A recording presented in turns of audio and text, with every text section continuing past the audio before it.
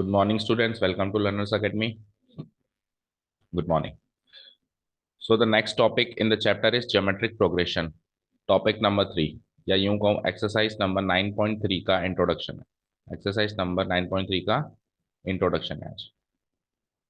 Okay, देखो, हमने sequence and series start किया। फर्स्ट ऑफ ऑल उसमें हमने देखा कि सीक्वेंस एंड सीरीज क्या होता है। सीरीज तो चलो उसी का समेशन फॉर्म होती है, सीक्वेंस समझ ले। सीरीज क्या होती है? किसी भी सीक्वेंस को अगर सम की फॉर्म में लिखें तो सीरीज होती है। सीक्वेंस क्या होती है? फिक्स पैटर्न फॉलो करना। फिक्स पैटर्न फॉलो करना जिसको अपन प्रोग्रेशन भी बोलते हैं। क्या बोलते हैं? प्रोग्रेशन मतलब अगली टर्म जो है पिछली टर्म से एक फिक्स पैटर्न फॉलो करके बनती जा रही है, बनती जा रही है, उसको अपन प्रोग्रेशन या सीक्वेंस बोलते हैं। अब वो सीक्वेंस भी फिर अलग अलग टाइप्स की हमने सीखी। तो उसमें से एक टाइप की सीक्वेंस थी एपी, जिसको अपन ने कहा अरिथमेटिक प्रोग्रेशन। फिर अब दूसरी टाइप की प्रोग्रेशन आ गई जीपी, जिसको अपन ने कही ज्योमेट्रिक प्रोग्रेशन। तो जो बेसिक डिफरेंस है अरिथमेटिक प्रोग्रेशन और ज्योमेट्रिक प्रोग्रेशन में एक बार मैं वो बता दूं, उसके बाद तो सारी चीजें जैसे जैसे अपन ने एपी में करी थी वैसे वैसे उसमें करेंगे। इसमें भी जनरल टर्म निकालेंगे, इसमें भी सम ऑफ एन टर्म्स निकालेंगे। ये भी finite GP and infinite GP होगी। उसमें भी ज्योमेट्रिक मीन होगा। इसमें भी जैसे दो नंबर्स के बीच में कुछ नंबर्स फिक्स किए थे अरिथमेटिक मीन के टॉपिक से, इसमें भी दो नंबर्स के बीच में कुछ नंबर्स फिट करेंगे ज्योमेट्रिक मीन के टॉपिक से। तो बाकी सारी चीजें अपन ऊपर जो टॉपिक लिखा है ना उसके रेफरेंस में लेते चले जाएंगे और डिफरेंस देखते चले जाएंगे। इधर क्या डिफरेंस था, इधर क्या डिफरेंस था, इधर क्या डिफरेंस था, इधर क्या डिफरेंस था। बस एक बार मतलब समझ लें कि जीपी क्या होता है ना। एंड देन लास्ट में फिर एक टॉपिक आता है इसमें इंट्रोडक्शन में कि ए एम और जीएम के बीच में क्या रिलेशन है। मतलब अर्थमेटिक मीन जो हमने ऊपर निकाला और ज्योमेट्रिक मीन जो हम अभी निकालने तो टॉपिक खत्म होने के बाद निकालेंगे, उसमें क्या रिलेशन है। दैट मीन्स अगर दोनों चीजें दे रखी हैं, ए एम भी दे रखा है जीएम भी दे रखा है, तो नंबर्स कैसे निकालते हैं, या नंबर्स दे रखे हैं तो दोनों चीजें कैसे निकालते हैं, ये रिलेशन अपन लास्ट में सीखेंगे जब जीपी पूरा कवर हो जाएगा। ठीक है, स्टार्ट करें इन शॉर्ट। चलो तो स्टार्ट करेंगे by the definition of GP की एक्चुअली जीपी है क्या, है ना। तो देखो मैंने क्या कहा, मैं ऊपर जो एपी लिखा है ना अपन ने एपी, उसके रेफरेंस से ही सारी चीजें करवाऊंगा, ताकि कुछ नई चीज ना लगे आपको। आपको बस डिफरेंस पता चल जाए, अच्छा ये ऐसा है तो ये ऐसा है, ये ऐसा है तो ये ऐसा है, तो बहुत फटाफट फटाफट सीख जाओगे आप, है ना। तो देखो मैं डेफिनेशन में उसके रेफरेंस से कराऊंगा। मुझे बताओ मैंने एपी की डेफिनेशन क्या लिखी थी। Let's check it out. AP की हमने डेफिनेशन क्या लिखी थी कि AP is a sequence the arithmetic, अच्छा ये तो मीन आ गया।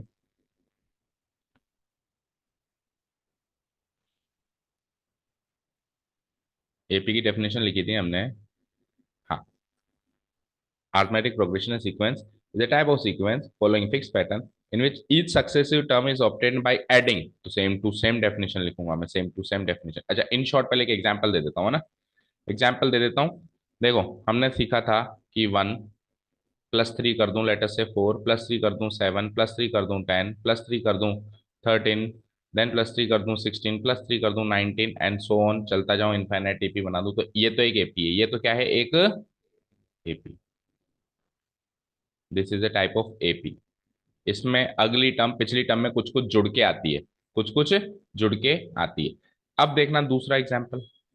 मैंने लिखा 1, फिर मैंने कर दिया अगली टर्म 3, फिर मैंने अगली टर्म कर दिया 9, फिर मैंने अगली टर्म कर दिया 27, फिर मैंने अगली टर्म कर दी 343 नहीं, 27 3 जा 81, फिर मैंने अगली टर्म कर दी 243। ठीक है ना, एंड सो ऑन मैं आगे बढ़ता जा रहा हूँ। फिर अगली टर्म कर दी 3 3 जा 9, 3 4 जा 12, रिमाइंडर 1 3 6 7 29 एंड सो ऑन। तो ध्यान से देखो ये जो सीरीज बनी है ये भी एक फिक्स पैटर्न फॉलो कर रही है, ये भी एक फिक्स पैटर्न फॉलो कर रही है। वो ऊपर वाली सीरीज जो थी वो 3 3 जुड़ के मिल रही थी, +3 +3 +3 +3 +3 +3 मिल रही थी। और ये 3 3 मल्टीप्लाई होके मिल रही है, इंटू 3 इंटू 3, फिर 27 3 जा 81, फिर 81 को 3 से मल्टीप्लाई किया 243, फिर 243 को 3 से मल्टीप्लाई किया 729। So this type of sequence is actually called a GP। समझ आया? हर एक टर्म पिछली टर्म से कुछ गुणा होके मिले, क्या मिले, कुछ गुणा होके मिले। अब जैसे ऊपर एपी में चलता था कि कोई चीज जुड़ के मिलती थी, तो उसी के अंदर डेफिनेशन छुपी हुई है कि माइनस होके भी मिल सकती है। उसी के अंदर छुपी हुई है, क्योंकि माइनस वाले नंबर को भी अपन प्लस की फॉर्म में लिख सकते हैं। लेटर से अगर मेरे पास -3 है, लेट अस से मेरे पास अगर -3 है, -3 हो रहा है, तो -3 को मैं प्लस ऑफ -3 लिख सकता हूँ ना, लिख सकता हूँ। तो मैं कह सकता हूँ कि -3 जुड़ रहा है। एक्चुअली तो 3 3 घट रहा है, लेकिन मैं इनडायरेक्ट में क्या बोल सकता हूँ कि -3 जुड़ रहा है। सिमिलरली यहाँ पर भी होता है कि कोई चीज मल्टीप्लाई होके मिल रही है, कोई चीज मल्टीप्लाई होके मिल रही है, तो इनडायरेक्टली कोई चीज अगर डिवाइड होके मिल रही है तो वो भी जीपी है। मल्टीप्लाई जैसे प्लस का उल्टा माइनस होता है ना, तो मल्टीप्लाई का उल्टा क्या होता है, डिवाइड होता है। फॉर एग्जाम्पल लेटेस्ट से मैंने लिखा, देखना, 32, क्या लिखा, 32। अगली टर्म लिखी मैंने 16, अगली टर्म लिखी मैंने 8, अगली टर्म लिखी मैंने 4, फिर अगली टर्म लिखी मैंने 2, और फिर अगली टर्म लिखी मैंने 1। तो देखो 32 से 16 डिवाइड हो क्या है, डिवाइडेड बाय 2। क्या क्या हो क्या है, डिवाइडेड बाय 2। 16 से 8 भी क्या हो क्या है, आधा हो क्या है, डिवाइडेड बाय 2। 8 से 4 भी क्या हो क्या है, डिवाइडेड बाय 2 हो क्या है। 4 से 2 भी क्या हो क्या है, डिवाइडेड बाय 2 हो क्या है। और 2 से 1 कैसे है, डिवाइडेड बाय 2 हो क्या है, आया है ना। तो आप कहोगे सर ये तो जीपी है ही नहीं, क्योंकि जीपी में तो मल्टीप्लाई होके आता है, जीपी में तो मल्टीप्लाई होके आता है। अरे तो भाई डिवाइडेड बाय 2 को इंटू 1/2 नहीं लिख सकते क्या, लिख सकते हैं ना। कहने का मतलब यह है कि एपी में कोई चीज जुड़ के आती थी, तो अगर कोई चीज लेस होके आती थी तो भी वो एक तरीके की एपी होती थी। सिमिलरली जीपी में कोई चीज मल्टीप्लाई होके आती है, अगली टर्म मल्टीप्लाई होके आती है, तो इन केस अगर वो डिवाइड होके आ रही है तो वो भी जीपी है, क्योंकि उसको डिवीजन वाली चीज को मल्टीप्लाई की फॉर्म में लिखा जा सकता है, जैसे वहां माइनस वाली चीज को प्लस की फॉर्म में लिखा जा सकता है, डिवीजन वाली चीज को मल्टीप्लाई होकर लिखा जा सकता है। So it is also an AP. अरे इसको उल्टी डायरेक्शन में पढ़ लो। एक बार बताओ, एपी अगर सीधी होती है तो उल्टी भी एपी होती है ना, तो सिमिलरली जीपी अगर सीधी होगी तो उल्टी भी जीपी होगी ना। इसको उल्टी डायरेक्शन में पढ़ लो, तो ये 1/3 1/3 1/3 हो रहा है ना, 1/3 1/3 1/3 1/3 1/3, तो है तो वो भी जीपी ही। ऐसे थोड़ा कहेंगे सर ये तो डिवाइड होकर मिल रहा है, जीपी नहीं, ये भी जीपी है। यहाँ तक क्लियर है सारी बातें। अच्छा, कुछ टर्मिनोलॉजी की बात करें तो यहाँ पे ये +3 जो होता था इसको कहते थे अपन कॉमन डिफरेंस। मैं देखो बिल्कुल एपी के रेफरेंस में बता रहा हूँ हर एक चीज, ताकि कुछ अलग लगे ही ना। उसको बोल देते थे कॉमन डिफरेंस। आपको तो सर वापस एपी क्यों रिवाइज करा रहे हो, एपी रिवाइज नहीं करा रहा हूँ, एपी से कंपेयर कर करके जीपी बता रहा हूँ, ताकि जीपी कोई नई चीज ना लगे आपको, है ना। यहाँ पे इसको कहते थे कॉमन डिफरेंस। डिफरेंस क्यों, क्योंकि डिफरेंस है टर्म्स का, है ना। और कॉमन इसलिए क्योंकि सबका सेम है, सबका सेम है ना, अगर सबका सेम ना हो तो एपी ना हो, तो है ना। तो इसको डिनोट किससे कराते थे, स्मॉल लेटर डी से, ठीक है जनरली तो।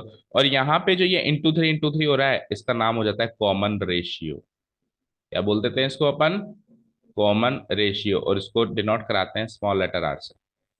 किससे डिनोट कराते हैं, स्मॉल लेटर आर से। अच्छा रेशियो क्यों बोलते हैं, रेशियो इसलिए बोलते हैं, देखो 3 से 1 का रेशियो बताओ, 3/1 3 आया। फिर 9 से 3 का रेशियो बताओ, 9/3 वो भी 3 आया। फिर 27 से 9 का रेशियो बताओ, क्या आया, वो भी 3 आया। तो हर एक टर्म का पिछली टर्म से जो रेशियो आ रहा है वो कॉमन आ रहा है, कॉमन आ रहा है, कॉमन मतलब सेम आ रहा है। हर एक टर्म का उससे पिछली टर्म से, जैसे एपी में क्या होता था, हर एक टर्म का पिछली टर्म से डिफरेंस कॉमन आता था। इसमें हर एक टर्म का पिछली टर्म से रेशियो कॉमन आ रहा है, रेशियो मतलब उसको उससे डिवाइड करेंगे रेशियो बनेगा।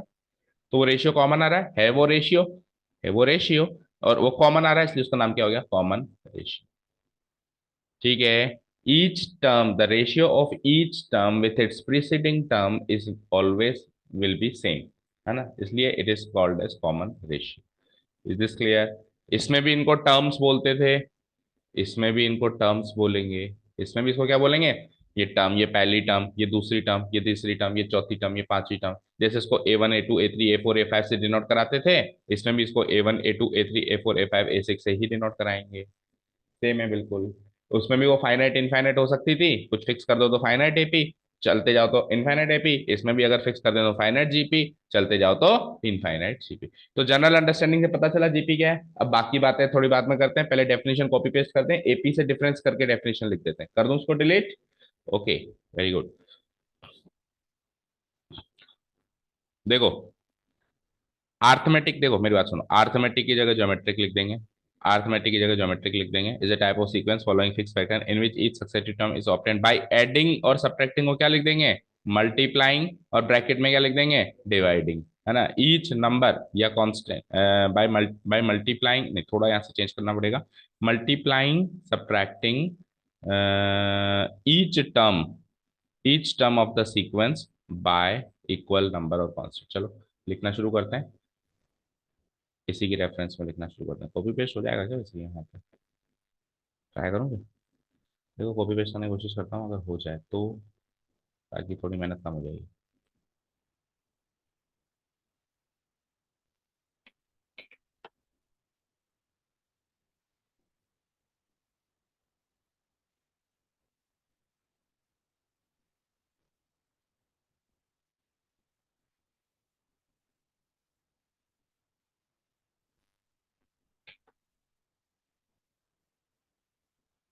अरे हम ज्योमेट्रिक प्रोग्रेशन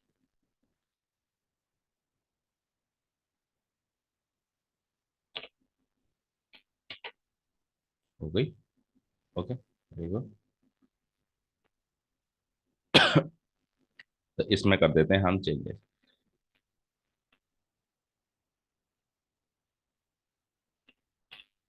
इसलिए मैं कॉपी नहीं कर रहा हूँ ताकि मेरी मेहनत बचे या मेरे को जोर आ रहा है, मैं इसलिए कॉपी कर रहा हूँ, आपकी अंडरस्टैंडिंग अच्छी होनी चाहिए, आपको कोई ऐसा नहीं लगना चाहिए कुछ अलग टॉपिक है ना।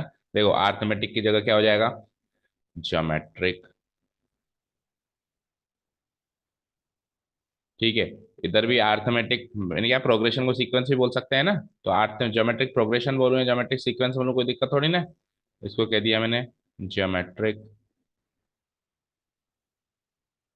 ठीक है, is a type of sequence following a fixed pattern in which each successive term is obtained by adding और मल्टीप्लाइंग को क्या हो जाएगा, एडिंग और सब्ट्रैक्टिंग को क्या हो जाएगा, मल्टीप्लाइंग और डिवाइडिंग।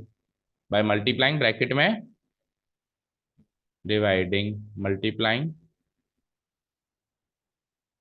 और ब्रैकेट में क्या हो जाएगा, ये ईच नंबर और कांस्टेंट को हटाना पड़ेगा। ठीक है ना, बाय मल्टीप्लाइंग ब्रैकेट में क्या हो जाएगा, डिवाइडिंग। क्योंकि मैथ्स में अपन मल्टीप्लाई और डिवाइड करना करीब करीब एक ही फंक्शन मानते हैं ना, एक ही ऑपरेशन मानते हैं। एडिशन सब्ट्रैक्शन भी एक ही मानते हैं ना। मतलब जो काम मल्टीप्लिकेशन के लिए होता है वो ऑटोमेटिकली डिवीजन के लिए फॉलो हो जाता है, और जो काम एडिशन के लिए हो रहा है वो ऑटोमेटिकली जनरली सब्ट्रैक्शन के लिए भी फॉलो हो जाता है। By multiplying dividing each term of the sequence, एक मिनट, एक मिनट रुको, पढ़ने दो एक बार फिर से। Geometric progression, geometric sequence is the type of sequence following fixed pattern in which each successive term is obtained by multiplying and dividing each term of the sequence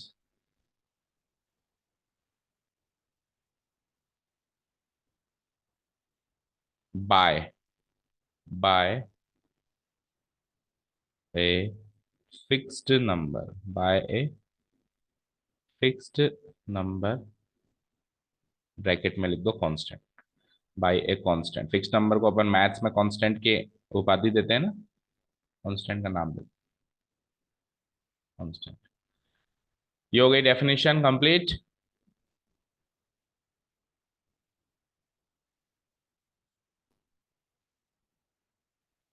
ठीक है, चलें आगे, बोलो चलें आगे, चलते हैं ऊपर। कुछ भी अलग नहीं है, सारे टॉपिक सेम है, जैसे आप एनसीईआरटी उठा के देखो है ना, बस डिफरेंस होता जा रहा है ना। तो हमने आगे फिर स्टैंडर्ड फॉर्म सीखी थी, तो इसकी भी अपन स्टैंडर्ड फॉर्म सीखते हैं। Standard form of an AP सीखी थी ना, तो इसकी भी एक स्टैंडर्ड फॉर्म होगी। एग्जाम्पल है, एग्जाम्पल तो अभी जो दिया था वही दे दो, और स्टैंडर्ड फॉर्म है। चलो एक मिनट रुको, यहाँ से कॉपी करते हैं।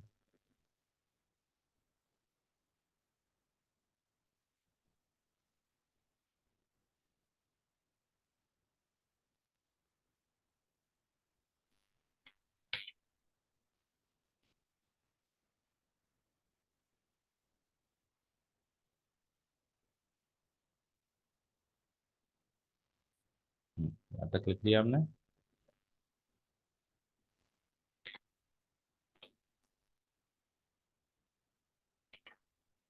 Okay,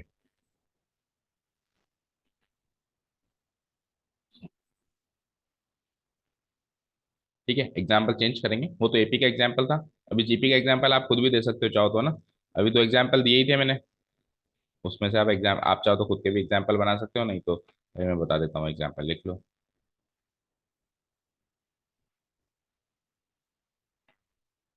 hmm, okay, let's see the examples. तो फॉर एग्जांपल, बोलो एग्जांपल दोगे? इनफाइनाइट का एग्जांपल दे दो, जैसे इंटू थ्री किया था ना अभी अपन ने, वैसे इंटू थ्री करके इनफाइनाइट का एग्जांपल दो एक। बोलो, 1 इंटू 3 3 हो जाएगा, इंटू 3 9 हो जाएगा, इंटू 3 27 हो जाएगा, इंटू 3 क्या हो जाएगा, 81 हो जाएगा, इंटू 3 क्या हो जाएगा, 243, इंटू 3 क्या हो जाएगा, 729। कॉमा लगा के डॉट डॉट डॉट लगा दो। वैसे तो पता है, एनसीईआरटी ने रेकमेंड किया है कि जब आपको कोई चीज इनफाइनाइटली शो करनी है ना, तो 3 डॉट लगाया करो, है ना। 3 डॉट लगाता, मतलब 3 dot is sufficient, 3 dot is sufficient to show that it is infinitely moving, है ना। बट अगर अपन चाहे तो और भी ज्यादा लगा सकते हैं, वो अपनी अपनी मर्जी, कोई गलत तो नहीं होगा, but 3 dot is sufficient. Okay, तो ये इनफाइनाइट जीपी हो गई। ये क्या हो गई, इनफाइनाइट जीपी। अब मैं चेंज कर देता हूँ, एपी नहीं है ये एपी नहीं है, ये क्या है, जीपी। अच्छा जी, एक फाइनाइट बता दो। फाइनाइट मतलब कुछ फिक्स टर्म्स की बता दो। तो बोलो, जैसे 1 से स्टार्ट कर दो, तो 1 दुगना कर दो, फिर दुगना कर दो, फिर दुगना कर दो, सही कर रहा हूँ, फिर दुगना कर दो, 16। तो ऐसे कुछ टर्म्स, 1 2 3 4 5 टर्म्स फिक्स कर दिए मैंने, तो ये हो गई फाइनाइट जीपी। ओके, समझ आया? This is an example of infinite GP, this is an example of finite GP. यहाँ तक क्लियर है? चलो, next topic is standard form of an AP. Oh sorry, GP, standard form of an GP. चलें आगे। 1 2 4 8 16 32 64, कौन सी series दिखाई दे रही है? ये आपके प्रैक्टिकल लाइफ से कनेक्टेड है, जी जीपी है ये। 1 2 4, अगर आगे भी बढ़ाएं इसको, तो 32, फिर 64, फिर 128। बता भाई शिवम, आपकी प्रैक्टिकल लाइफ से रिलेटेड जीपी है ये? आपकी प्रैक्टिकल लाइफ में ये जीपी बड़ी काम आती है, यहाँ से लेके यहाँ तक जो लिखी है मैंने, और आगे भी चल सकती है अभी तो। हमारी कंप्यूटर मेमोरी इस फॉर्म में होती है। या तो मेमोरी कार्ड क्या होता है, 16 जीबी का होता है, फिर 32 जीबी का होता है, फिर 64 जीबी का, फिर 128 जीबी, फिर 256 जीबी, 512 जीबी, फिर 1 टीबी, 1024 जीबी ना। हमारे जमाने में क्या होता था, 1 जीबी का ही कार्ड आता था, 1 जीबी या आधा जीबी, 512 MB, फिर 256 MB। इवन मैंने तो 32 MB का भी मेमोरी कार्ड लिया, ओनली 32 MB। क्योंकि डेटा में वीडियो तो मिलता ही नहीं था, इतनी ज्यादा स्पीड होती नहीं थी नेट की। हमको तो मतलब केवल फोटोज मिलते थे, फोटोज क्या 2 3 KB के होते थे, तो 32 MB भी बहुत लगता था। तो इतना बड़ा कार्ड आता था 32 MB का। आजकल तो इतनी छोटी सी चिप में 1 TB भी आ जाता है। तो आपने ये सीरीज चाहे अब हो सकता है फॉलो ना करी हो या देखी ना हो, क्योंकि आपके जमाने में स्टार्टिंग ही 1 GB से हो रही है। स्टार्टिंग ही किससे हो रही है, 1 GB, 2 GB, 3 GB, 4 GB। हमारे तो 1 GB से जो छोटी यूनिट्स होती थी ना, जैसे 1512 MB, 256 MB, ये भी हमने देखा है। तो ये मेमोरी कार्ड जो बनती है इस जीपी के अकॉर्डिंग बनती है। ओके, कंप्यूटर मेमोरी है ये, कंप्यूटर मेमोरी इस फॉर्म में चलती है। ठीक है, चलें आगे, चलो। Anyways, standard form of an GP. तो देखो, ये तो आपको standard form of an AP दिखाई दे रही है, दिखाई दे रही है।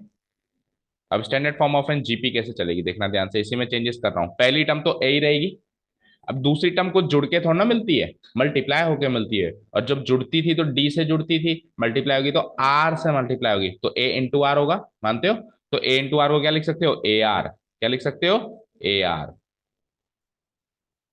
देखो, ए इंटू आर को मैं लिख सकता हूं ए आर। तो ए आर मेरी दूसरी टर्म होती है as per the standard form of an GP.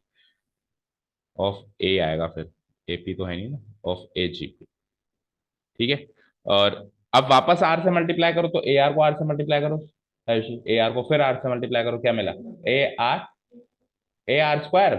A R square multiply कर रहे हैं ना, तो ए आर स्क्वायर, फिर मल्टीप्लाई करो, it will be A are cube, फिर मल्टीप्लाई करो, it will be A are to the power 4 and so on.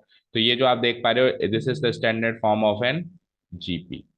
कोई भी जीपी हमेशा इसी फॉर्म की होती है, स्टैंडर्ड तरीका लिखने का ये। और टर्म्स के हिसाब से देखें तो वही, पहली टर्म ए 1, दूसरी टर्म ए 2, तीसरी टर्म ए 3। ठीक है ना, where a is the first term of the GP, where a is the first term of the GP, और d denotes the common ratio. A is the first term of the GP and r denotes the, not d, r denotes the common ratio. देखो कितनी smoothly चल रहा है काम, कुछ भी difference नहीं दिखाई दे रहा हुआ अभी, है ना। आगे भी बिल्कुल ऐसे रेफर कर करके चलेंगे। तो स्टैंडर्ड फॉर्म का काम भी खत्म। बोलो, कोई डाउट यहाँ तक? आगे देखते हैं।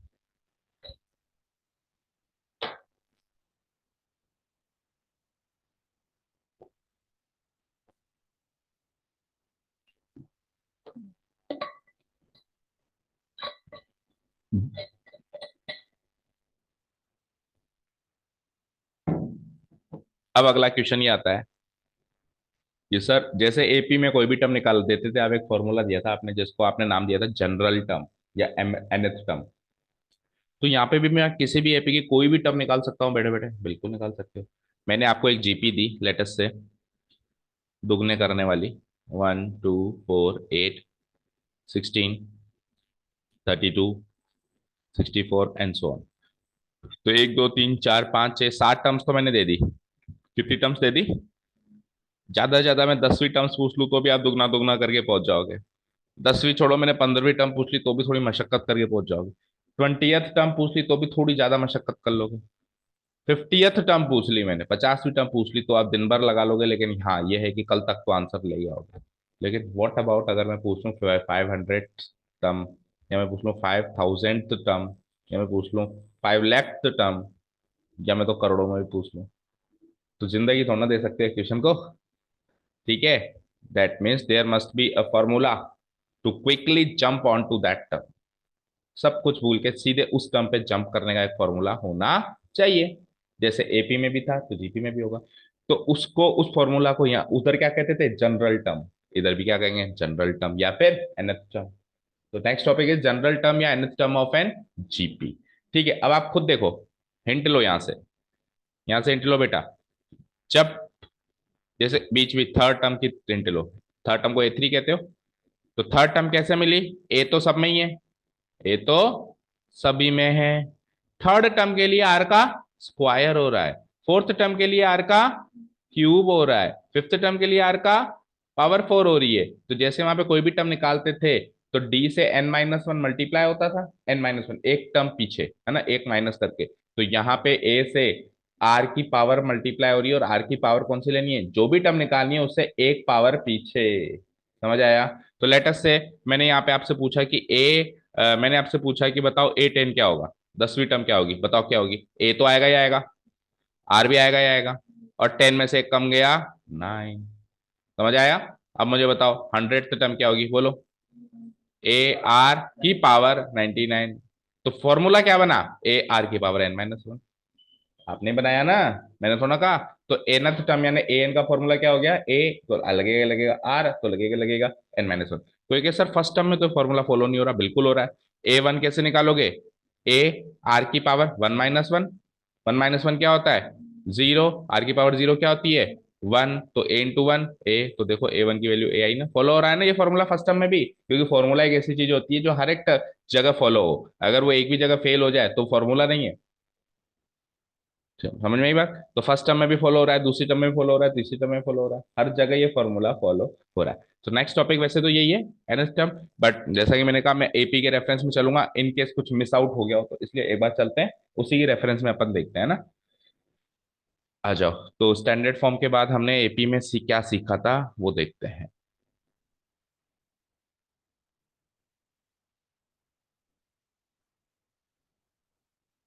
जनरल टर्म से पहले नहीं, बिल्कुल स्टैंडर्ड फॉर्म के बाद वही चीज है, general term of an AP.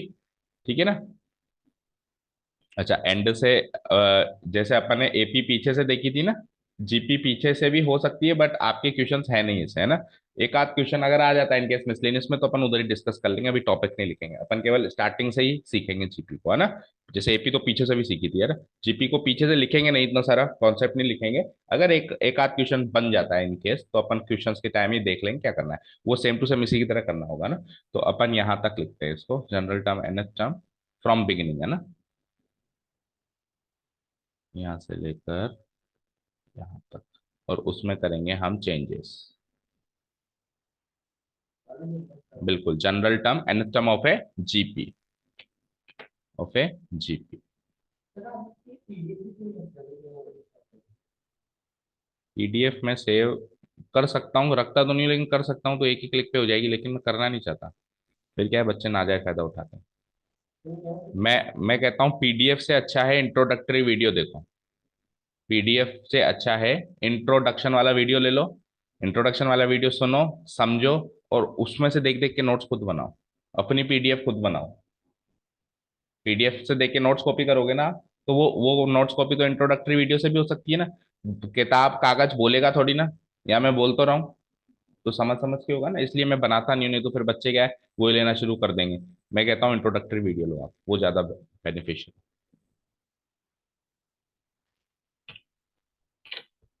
Okay, चलो चेंजेस करते हैं, लेट्स सी। वो सही काम हो गया हमारा, इससे पहले दिमाग नहीं लगाया। सिमिलर टॉपिक में ऐसा काम अपन हमेशा कर सकते हैं। Of a GP, of a GP, ठीक है। क्या कहता है, from observing the standard form of the GP above, ऊपर से जीपी की स्टैंडर्ड फॉर्म को अगर अपन ने एब्जॉर्व किया, अभी आपने फॉर्मूला ऊपर से ऑब्जर्व करके ही तो बनाया है ना, ये स्टैंडर्ड फॉर्म से ऑब्जर्व करके आपने ही तो फॉर्मूला बनाया ना, ठीक है ना।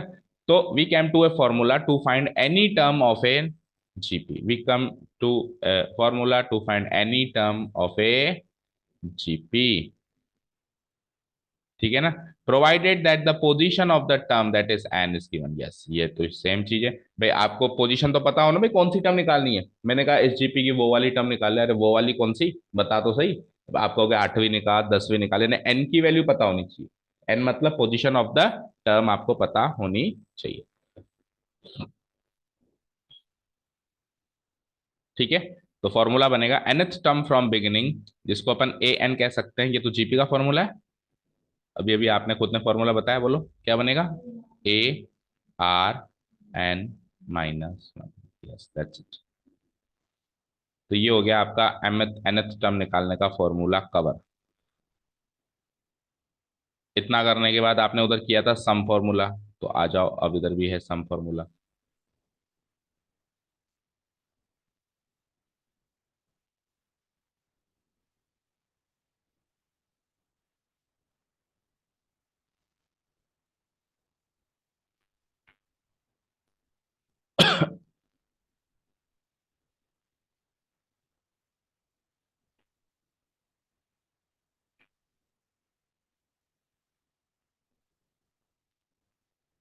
हो गया यहाँ तक नोट डाउन,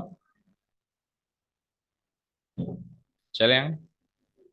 हाँ, अब उल्टी रिवर्स एपी की बात नहीं करेंगे अपन ने, रिवर्स सीपी की, सॉरी मैंने क्या कहा, क्योंकि बुक में भी नहीं है। एक सेकंड बुक का भी देख लें थोड़ा सा, बुक में क्या रेफरेंस दे रखा है। पहले ज्योमेट्रिक प्रोग्रेशन की डेफिनेशन, फिर आ गई ये जनरल टर्म, हमने कर ही लिया जनरल टर्म। अब देखो सीधे सम टू एन टर्म्स आ गया ना, तो हम भी सीधे सम टू एन टर्म्स में ही चलेंगे।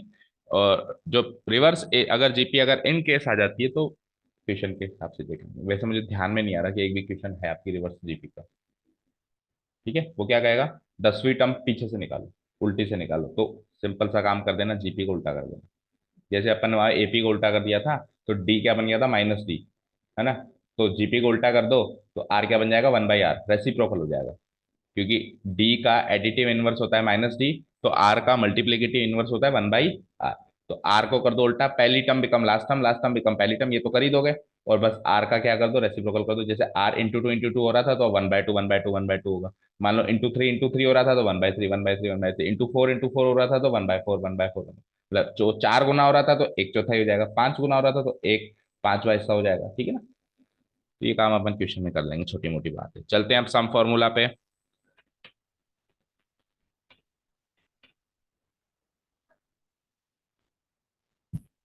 हो गया यहाँ तक नोट डाउन, ओके। अब अगली चीज आती है सम। तो लेट अस से एग्जांपल लेते हैं। मैंने आपको कहा कि ले लेते हैं जीपी 1 3, 3 गुना करो 9। शिवम, बाहर कौन खड़ा है, उनको बोलो अंदर आके बैठो। कुछ बच्चे बैठे हैं यहाँ, उनको बोलो अंदर आके बैठो, सिर्फ बाहर शोर मत करो। 139 27 81 243 729 and so on. Let us से ये जीपी है ना एक, लेट अस से this is N GP.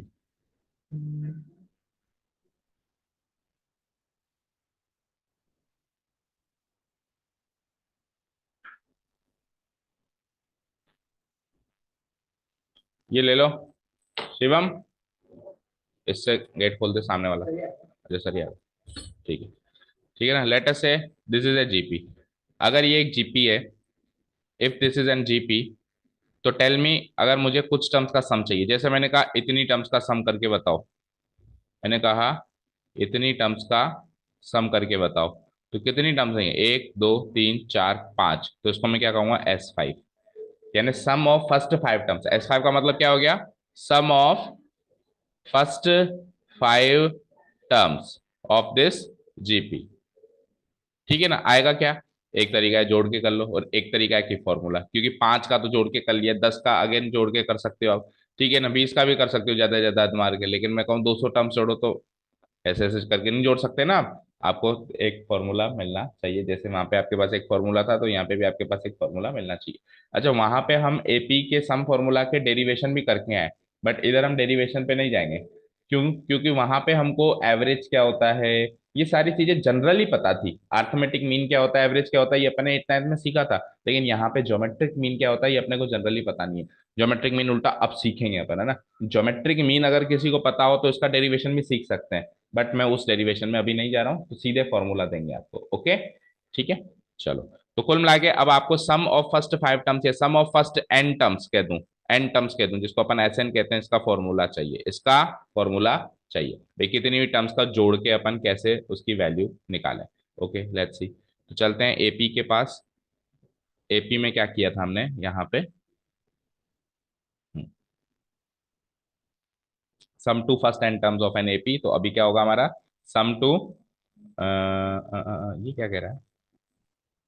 Okay, इसके बारे में बात मत करेंगे। Sum to first N terms of an AP था, तो यहाँ पे सम टू फर्स्ट, तो ये तो नहीं करूंगा मैं, क्या कहते हैं, ये डेरिवेशन तो नहीं करूंगा, आपको सीधे फॉर्मूला दूंगा ना। ठीक है, ओके फाइन। तो ठीक है, सीधे ही लिखो वहां पे, यहाँ से कॉपी पेस्ट नहीं कर सकते, क्योंकि यहाँ पे तो पूरा डेरिवेशन है। अपन टॉपिक अलग से लिखते हैं, क्योंकि अपने को यहाँ पे केवल फॉर्मूला चाहिए। नीचे से कर देते हैं। लिखिए, sum to, sum to first N terms. अब देखो, फर्स्ट वर्ड वो लगाए या ना लगाए, हमको अंडरस्टूड मानना है, ठीक है? First N terms of a GP, sum to first N terms of a GP. ठीक है ना? If in a GP, if in a GP A is given as the first term, A is given as the first term,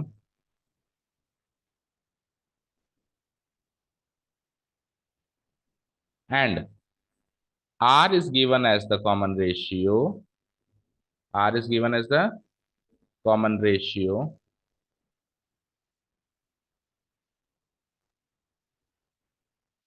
as the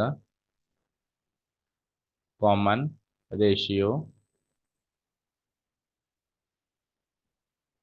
then then the sum, then the sum to first n terms of n, first n terms of the GP is given by a formula of the GP is given by GP is given by, अब यहाँ पे दो formula दिए हुए हैं, book में क्या दिए हुए हैं? दो फॉर्मूला दिए हुए हैं। Is given by S N, S N equal to, S N equal to, S N equal to, पहला फॉर्मूला है into A into 1 - r⁻n divided by 1 - r। यह है फर्स्ट फॉर्मूला।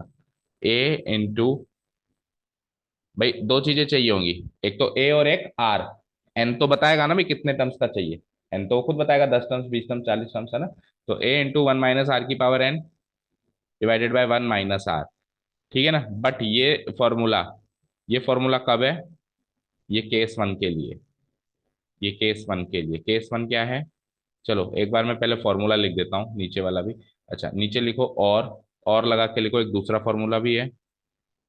इसमें सेम टू सेम यही formula चलेगा, बस इसको flip कर दो। 1 - r⁻n की जगह क्या लिख देगा ये? r⁻n - 1। कल अपन ने क्वेश्चन किया था 12th क्लास का, आयुषी, उसमें अपन ने फॉर्मूला लगाया था, लिमिट वाला क्वेश्चन किया था ना, उसमें अपन ने फॉर्मूला लगाया था, आपको अगर याद आ रहा हो तो।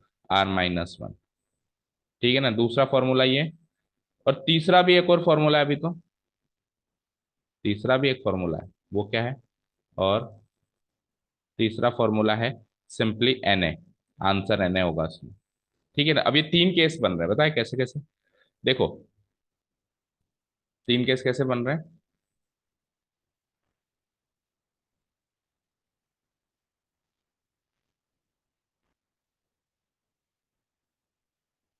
तीन केस ऐसे बन रहे हैं बेटा। केस वन, केस वन होगा ये वाला फॉर्मूला मैं तब लगाऊंगा। केस वन, ये वाला फॉर्मूला मैं तब लगाऊंगा जब when when case one is when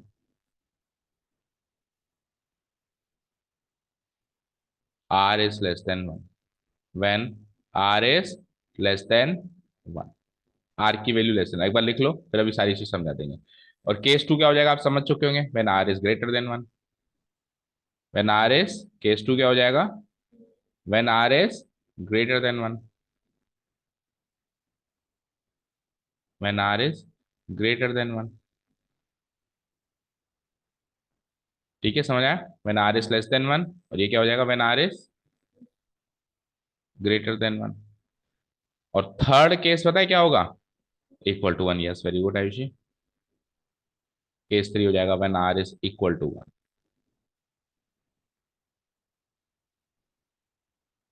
when R is equal to,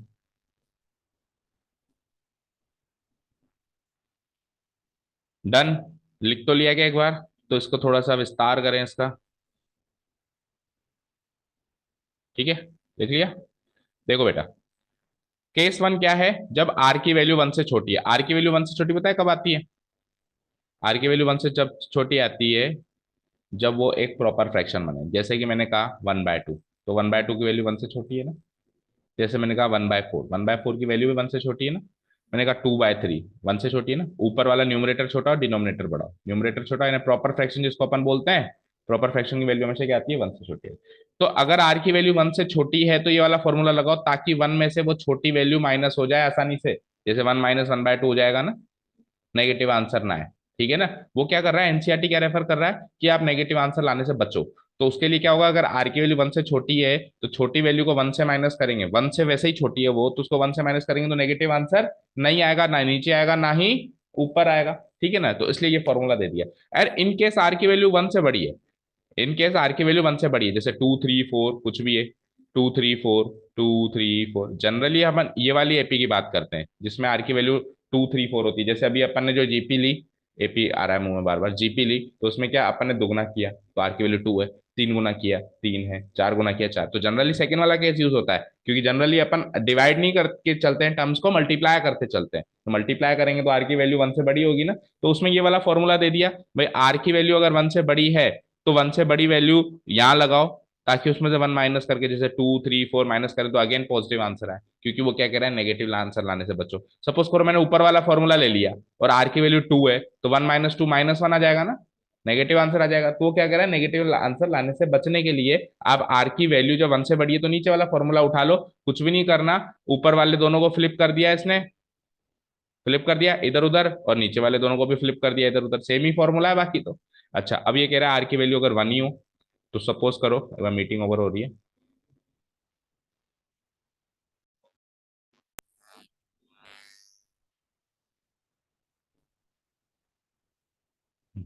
देखो, अब आर की वैल्यू इक्वल टू वन हो जाए। इक्वल टू वन का मतलब पता है क्या होता है, वन से ही मल्टीप्लाई हो रहा है। तो सपोज करो वन से ही कोई चीज मल्टीप्लाई होगी तो वही टर्म आएगा। जैसे कोई भी नंबर ले लो, जैसे सेवन ले लिया, वन से मल्टीप्लाई करो सेवन वन जा सेवन, फिर वन से मल्टीप्लाई करो सेवन वन जा सेवन। आर की वैल्यू वन है तो इंटू वन ही तो करोगे, सेवन सेवन सेवन। तो मुझे बताओ सेवन सेवन ही आएगा। तो अगर मैंने कहा 10 टर्म्स लेनी है तो 10 गुना 7 70 आंसर आएगा। मैंने कहा 20 टर्म्स लेनी है तो 20 गुना 7 क्या आ जाएगा, 140 सम आ जाएगा उसका। उसका जोड़ कितना आ जाएगा, अगर मैंने 10 टर्म्स लेनी है, सारी टर्म्स ही सात सात सात सात सात है, तो 7 इंटू 10 70 टर्म, 70 आंसर आ जाएगा ना। तो आर की वैल्यू अगर वन है तो आंसर सीधा क्या है, एन ए। आंसर क्या है, एन ए। जितनी भी टर्म्स ले रहे हो, जैसे 10 टर्म्स ले रहे हो उसको पहली टर्म से गुणा कर दो, 10 गुना 7 70। अगर आप 20 टर्म्स ले रहे हो तो 20 गुना 7 कर दो। अब कोई बच्चा कहता है कि सर ये तो ठीक है, तो आपने शॉर्टकट में बता दिया जब आर की वैल्यू 1 है तो आप ये वाली चीज ले लो, लेकिन हम इस वाले जब आर की वैल्यू 1 है तो भी हम ऊपर वाला फॉर्मूला नहीं लगा सकते क्या? बिल्कुल नहीं लगा सकते, वो मैथमेटिकली नॉट डिफाइंड हो जाएगा। क्यों? क्योंकि आर की वैल्यू 1 लगाओगे तो 1 - 1 क्या हो जाएगा? जीरो। तो डिनोमिनेटर में जीरो आ सकता है क्या? या फिर ऊपर भी लगा दो, ऊपर वाले फॉर्मूला में लगा दो, चलो सर इसमें नहीं लग रहा तो उसमें भी अगर मैं आर की वैल्यू 1 लगा दूं तो 1 - 1 क्या आ जाएगा? जीरो। तो मैथमेटिकली नॉट डिफाइंड हो जाएगा। तो आर की वैल्यू 1 के लिए ये दो फॉर्मूले है ही नहीं, ये फॉर्मूले है आर की वैल्यू लेस देन 1 के लिए और ग्रेटर देन 1 के लिए। नीचे वाला फॉर्मूला, लास्ट वाला फॉर्मूला क्या है? आर की वैल्यू 1 के लिए। यहां तक बातें क्लियर है? अब मेरी बात ध्यान से सुनो, अब मेरी बात ध्यान से सुनो। एनसीईआरटी ने कहा कि ये दो फॉर्मूले यूज करो। अच्छा, आर की वैल्यू 1 के लिए तो बिल्कुल न्यारा फॉर्मूला है, वो तो चलेगा ही चलेगा, उसको तो भूल जाओ, वो तो चलेगा ही चलेगा, है ना। आर की वैल्यू 1 के लिए तो बिल्कुल अलग फॉर्मूला है, एन है वो तो लगाना ही लगाना है। आर की वैल्यू 1 ना हो तो दो फॉर्मूले का है ना एनसीईआरटी ने। मैं कहता हूँ एक ही फॉर्मूला लगा दो, बात खत्म। यानी कि कहने का मतलब है आर की वैल्यू ग्रेटर देन 1 के लिए भी वो वाला फॉर्मूला लगाया जा सकता है और आर की वैल्यू लेस देन 1 के लिए भी वाला फॉर्मूला लगाया जा सकता है, you will get the same answer. पता है कैसे? देखो, मुझे एक चीज बात बताओ। सपोज करो आर की वैल्यू उसने क्या कहा था? लेस देन 1 के लिए फॉर्मूला लगाना, मैंने ग्रेटर देन 1 के लिए लगा दिया। मैंने क्या लगा दिया? ग्रेट। जैसे ग्रेटर देन 1 यानी 2 के लिए लगा दिया, तो 1 - 2, यहाँ पे भी 1 - 2। फाइन। अब सुनना, 1 - 2 की पावर एन में से अगर मैं माइनस साइन कॉमन ले लूं, देखना ध्यान से क्या बनता है। अगर मैं -1 कॉमन ले लूं तो क्या बनता है अंदर? वही 2 की पावर n - 1। और नीचे 1 - 2 में से भी मैंने -1 कॉमन ले लिया तो क्या बचता है? वही 2 - 1। -1 से -1 कट के तो यही नीचे वाला फॉर्मूला अपने आप ही बन गया ना। नीचे वाला फॉर्मूला अपने आप ही बन गया ना। तो कहने का मतलब यह है कि अगर आप इन केस जल्दीबाजी में ग्रेटर देन 1 के लिए लेस देन 1 वाला फॉर्मूला लगाते हैं और लेस देन 1 के लिए ग्रेटर देन वाला फॉर्मूला लगाते हैं, तो आपकी अगर मैथमेटिकल कैलकुलेशन अच्छी है, आपको माइनस साइन वगैरह कॉमन लेना आता है, तो भी आप आंसर निकाल सकते हो उल्टा फॉर्मूला लगाने के बावजूद भी। हाँ, अगर आपकी मैथमेटिकल कैलकुलेशन उतनी अच्छी नहीं है तो फिर आप जैसा जैसा कैसे वैसा वैसा फॉर्मूला ही लगाएं, सीधा सीधा आंसर आ जाएगा। कहने का मतलब एडवांस बच्चा तो उल्टा फॉर्मूला भी लगा सकता है जोड़ तोड़ करके, वो फिर भी आंसर ले आएगा। लेकिन जो एडवांस बच्चा नहीं है, जो बिल्कुल सिंपल चीजें रखता है, तो वो सिंपल सा फॉर्मूला लगा दे। आर की वैल्यू 1 है तो वो लगा दे, 1 से ले छोटी है तो वो लगा दे, बड़ी है तो ये लगा दे। और इक्वल टू 1 का तो फॉर्मूला ही नहीं आ रहा है, वो तो एडवांस बच्चे को भी लगाना है और नॉन एडवांस बच्चे को भी वही लगाना है। इक्वल टू 1 में एन ए आंसर आएगा। Is this clear to all? समझ आया अच्छे से? अच्छे से समझ आया? अब एक एग्जांपल ले लेते हैं। फॉर एग्जांपल अभी मैंने एक एग्जांपल लिया था 5 टर्म्स का। 1 3, फिर क्या था आगे? 5। जोड़ रहा है क्या? गुणा करना है, 3 गुना कर अब इसका। 9, फिर 3 गुना कर। 27, फिर 3 गुना कर। टेबल याद नहीं करता है ना। 81, फिर 3 गुना कर। 243, फिर 3 गुना कर। सेंट। लेटेस्ट से मैंने कहा एक एग्जाम्पल करके देख लेते हैं कि फॉर्मूला काम भी करता है क्या ना। तो मैंने कहा 5 टर्म्स को जोड़ के बताओ। तो 5 टर्म्स को अपन उंगलियों पे भी जोड़ सकते हैं तो वेरीफाई हो जाएगा ना। तो फॉर्मूला लगाओ, यानी S5। क्या फॉर्मूला है? A इंटू, अब 3 इंटू 3 हो रहा है, तो आर की वैल्यू 1 से छोटी हो गई या बड़ी हो गई? बड़ी हो गई। 3 तो 1 से बड़ा है ना। तो 1 से बड़ी होने का फॉर्मूला क्या है? R⁴ divided by R-1। ठीक है ना। तो ए की वैल्यू क्या है? पहली टर्म क्या है? 1। आर क्या है? 3। और कितनी टर्म्स का सम चाहिए? 5 टर्म्स का, तो 3 की पावर 5 - 1 और नीचे 3 - 1। ठीक है, 1 से मल्टीप्लाई करेंगे तो वही आंसर आएगा। लिखो मत। 3 की पावर 5 पता है क्या होता है? 243 होता है। कर लेना, 3 इंटू 3 इंटू 3 इंटू 3। ठीक है ना। 243 - 1 डिवाइडेड बाय 3 - 1 क्या होगा? 2। 243 - 1 क्या होता है? 242 डिवाइडेड बाय 2। डिवाइड करूंगा तो 121 आंसर आ गया। अब यहाँ पे जोड़ो, देखें। एक और तीन, एक और तीन 4, 4 और 9 13, 13 और 7 20, 20 और 1 21। हासिल के बचे 2, 2 और 2 4, 8 और 4 12। तो उंगलियों से जोड़ा तो भी 121 है और फॉर्मूला लगा के किया तो भी 121 है। प्रूव हो गया फॉर्मूला काम करता है। क्लियर है?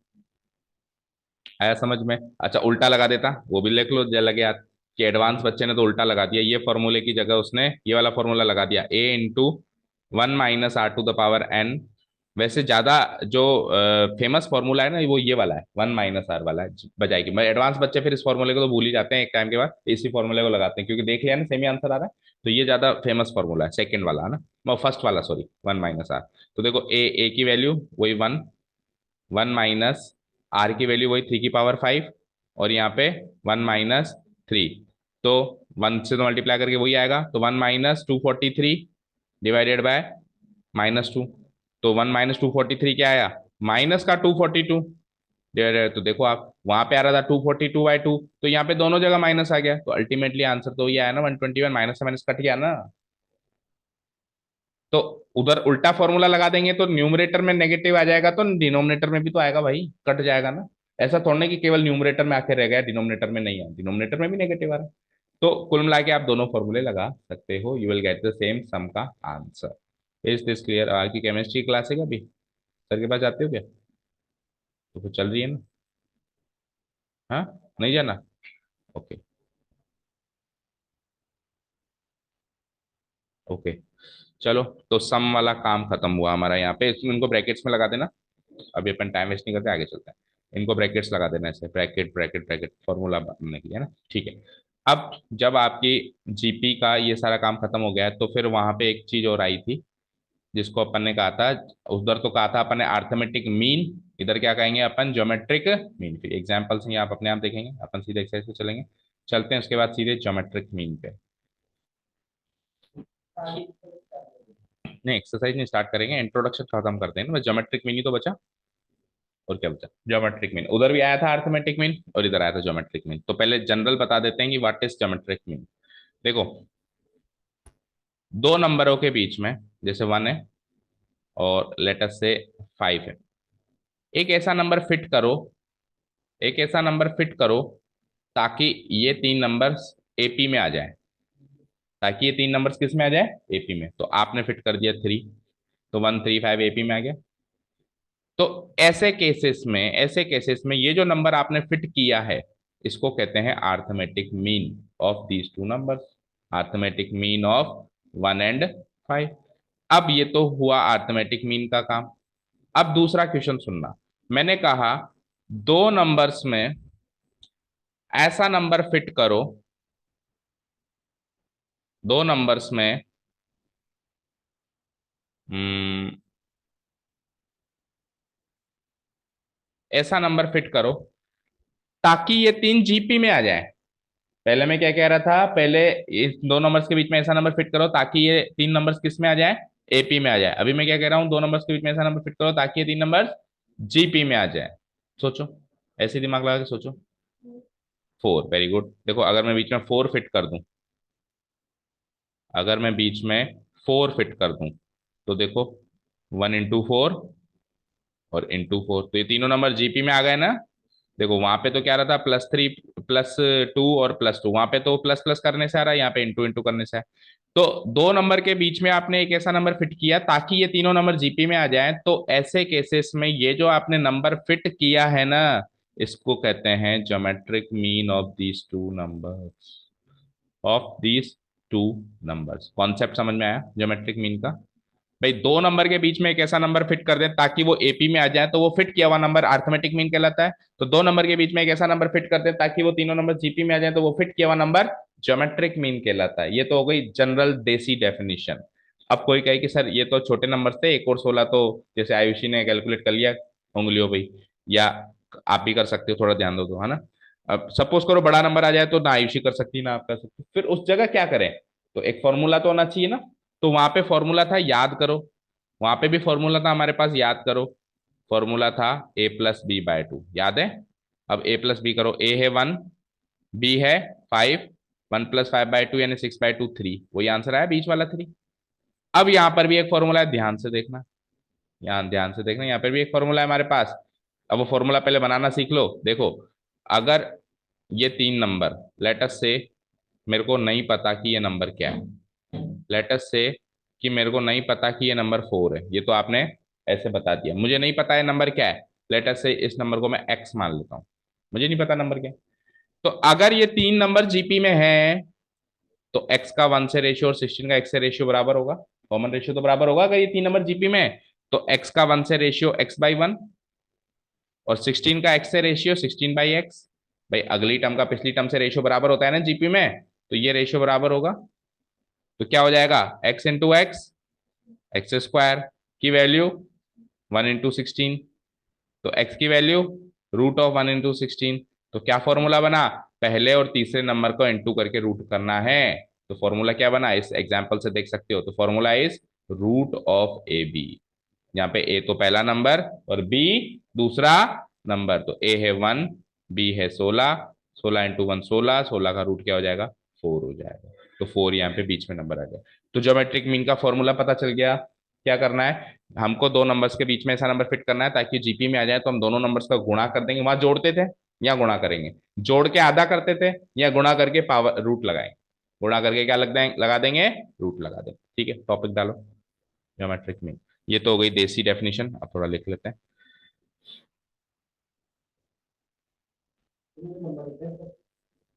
क्या, लंबा हो छोटा हो बैठ के करके जाना है, समझ लिया। कितने बजे का टाइम है? हाँ 8 है ना, अभी तो 7:30 भी नहीं बजे।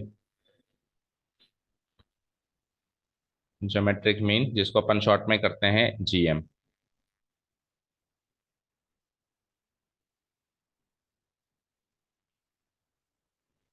ठीक है, अब ज्योमेट्रिक मीन की डेफिनेशन अपन ऐसा तो नहीं लिख सकते कि एवरेज। ठीक है, बुक में देखते हैं कोई डेफिनेशन। डायरेक्ट फॉर्मूला दे रखा है ना, डायरेक्ट फॉर्मूला दे रखा है कि root A B is the geometric mean. ठीक है, तो चलो अपन लिखते हैं थोड़ी सी डेफिनेशन वाइज। एक मिनट रुको।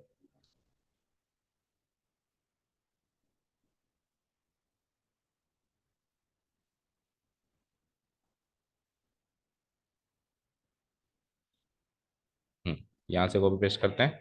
वहां पे अपने को एक ए नंबर फिट करना था दो नंबर के बीच में ताकि वो एपी बन जाए।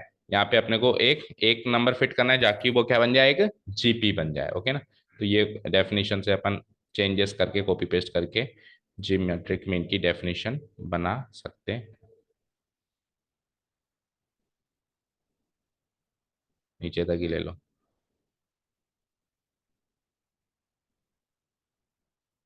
क्या हुआ, इतना ही कॉपी पाएगा, चलो कोई बात नहीं। हेडिंग डाल ली।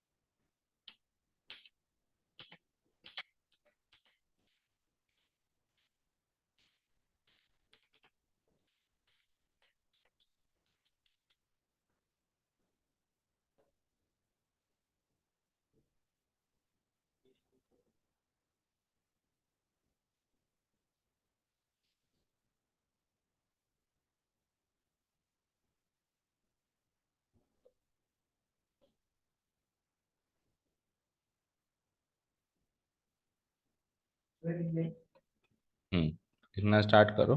थोड़े चेंजेस करने पड़ेंगे, वो एएम के हिसाब से, ये जीएम के हिसाब से।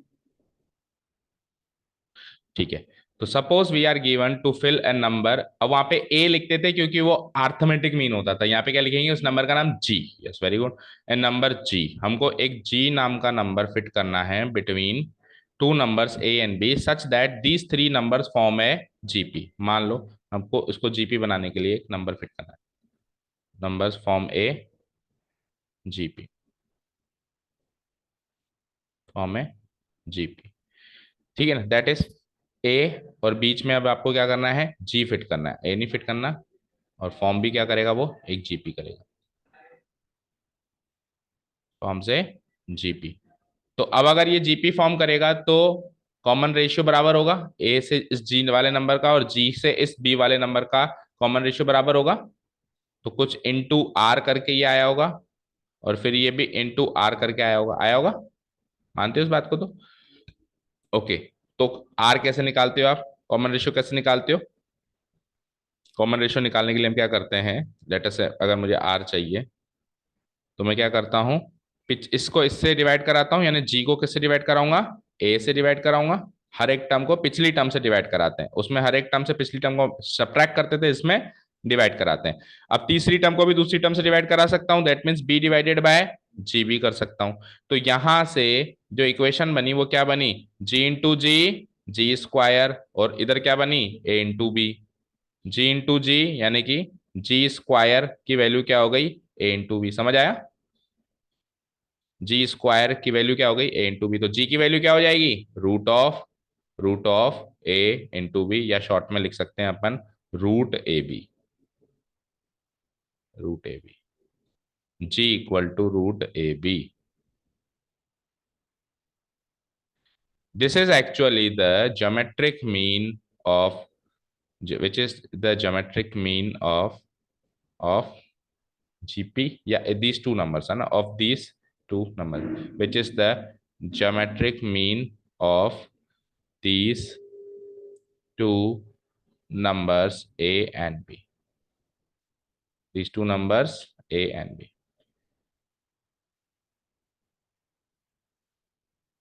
A and B. Done. यहां तक हो गया। डेफिनेशन ज्योमेट्रिक मीन की देखो, डेफिनेशन देखो, वहां पे तो हमारे पास एक वर्ड था। एक्चुअली देखो, एवरेज को अपन अर्थमेटिक मीन कहते हैं ना। तो ज्योमेट्रिक, जैसे अर्थमेटिक मीन को एक वर्ड आ गया एवरेज, तो ज्योमेट्रिक मीन के लिए कैसा कोई वर्ड नहीं है, ऐसा कोई वर्ड नहीं है। अर्थमेटिक मीन के लिए तो एक वर्ड आ गया एवरेज, तो अपन ने डेफिनेशन लिख ली कि arithmetic mean is nothing but the average of these numbers. तो ज्योमेट्रिक मीन के लिए वो वर्ड नहीं है, ज्योमेट्रिक मीन के लिए वर्ड ज्योमेट्रिक मीन ही है। तो there is no such definition. Geometric mean एक कॉन्सेप्ट है, उसको डेफिनेशन वाइज नहीं समझ सकते है ना। तो यही अपन ने ये ज्योमेट्रिक मीन निकालना सीख लिया ना, किसी भी दो नंबर्स का इस तरीके से अपन ज्योमेट्रिक मीन निकाल सकते हैं। ठीक है, यहां तक सारी बात क्लियर है। अब सुनना, हमने अर्थमेटिक मीन में क्या किया, हमने अर्थमेटिक मीन में पहले क्या किया कि दो नंबर्स के बीच में एक अर्थमेटिक मीन फिट किया, ताकि ये नंबर्स किस में आ जाए, एपी में आ जाए। वहां से अपन ने अर्थमेटिक मीन का मतलब भी समझा। फिर अगले ही कॉन्सेप्ट में अपन ने पता है क्या किया था, दो नंबर्स के बीच में एक नहीं कुछ नंबर्स फिट किए थे, याद है, A1 A2 A3 A4 A5। और फिर अपन ने हर एक नंबर को निकालना सीखा, ये पहला कैसे निकालेंगे, दूसरा कैसे निकालेंगे, फॉर्मूला भी मिला था हमको। और इस फॉर्मूले के बाद फिर मैंने कहा था फॉर्मूला ना भी याद रहे तो एक अपन डायरेक्ट एपी के कॉन्सेप्ट से भी उसको कर सकते हैं। वो का वही काम इधर है कि दो नंबर्स के बीच में एक नंबर फिट नहीं करवा सकता, ये 10 20 30 40 कितने भी नंबर्स फिट करा सकता है और कह सकता है कि अब इसको जीपी बनाओ। ठीक है ना।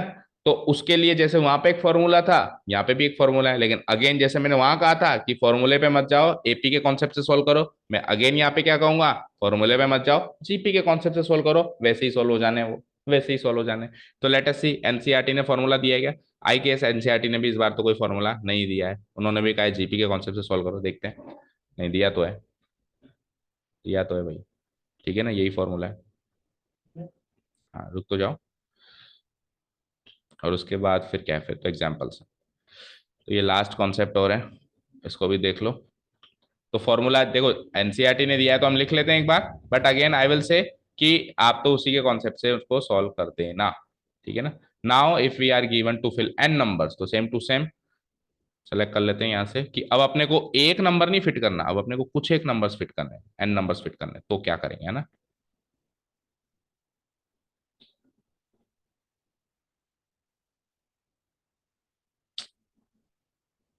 यहाँ तक सेलेक्ट करने, आ जाओ।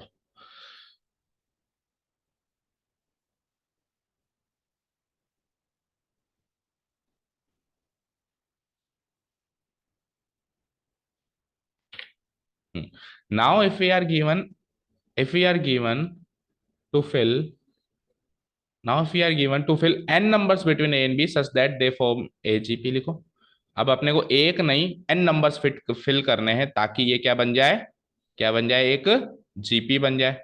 भाई एक ही नंबर फिट करना होता है तो उसको तो ज्योमेट्रिक मीन कह देते हैं ना, बात खत्म। और ज्योमेट्रिक मीन का फॉर्मूला क्या बन गया, root of A B, root of A into B, वो तो बन गया। लेकिन अब अपने को एन नंबर्स फिट करने तो क्या होगा, तो एन नंबर्स फिट करने तो इनका नाम रख देता हूं मैं जी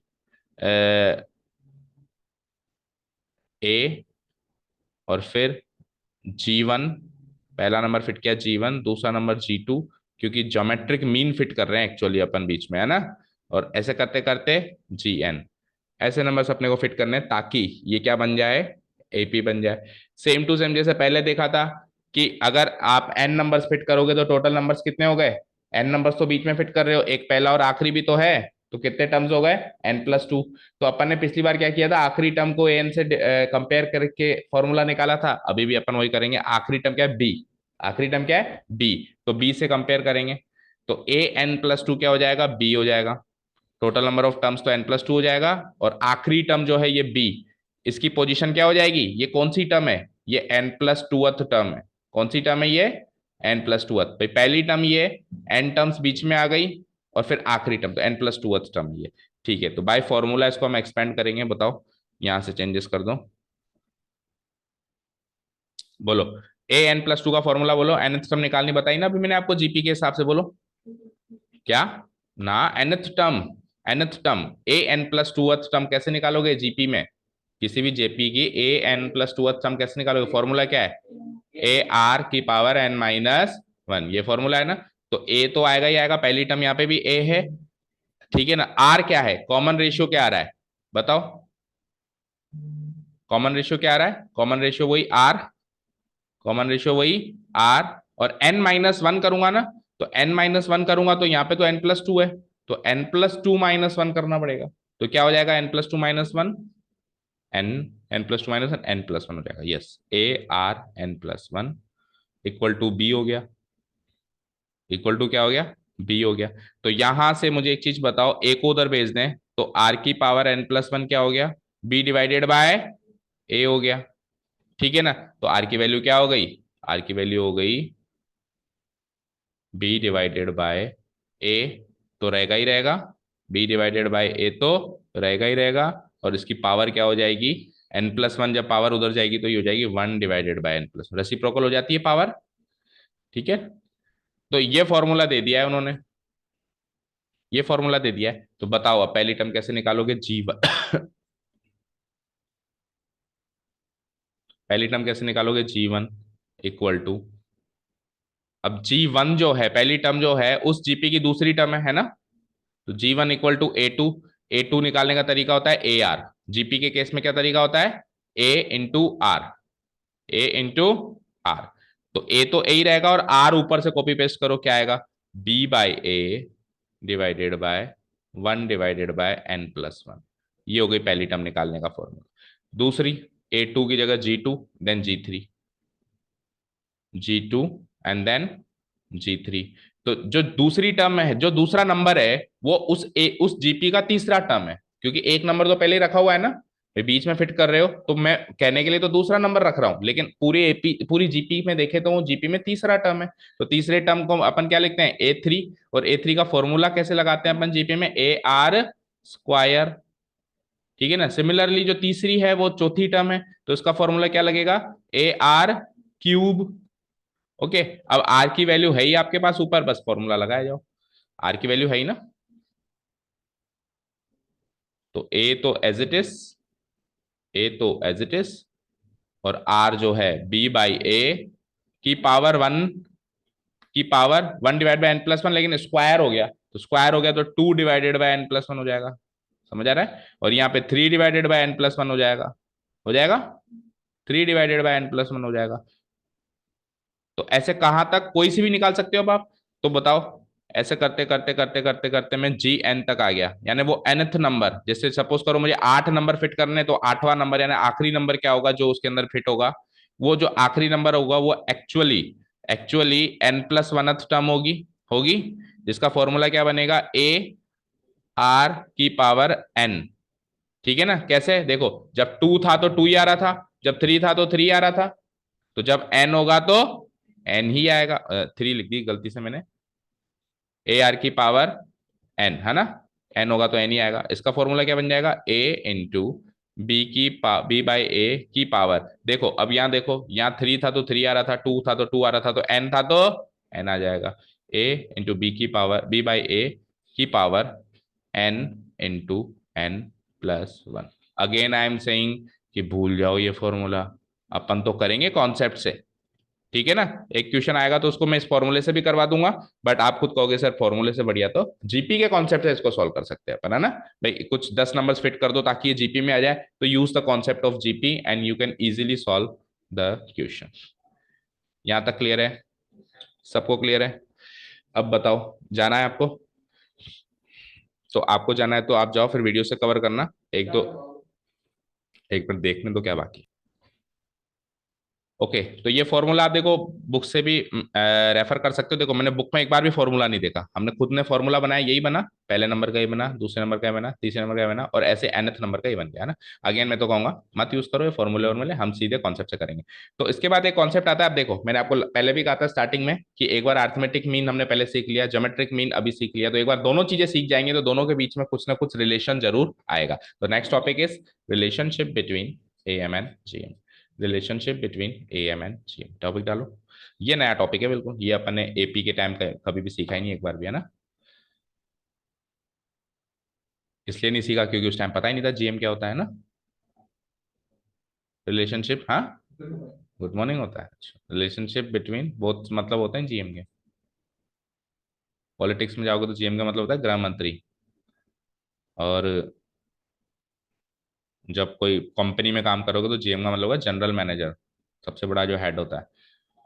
relationship between am and GM, employees के बाद अगर फोन आ जाता है ना जीएम का, तो एक दूसरे को फोन पकड़ाते हैं, तू बात कर तू बात कर।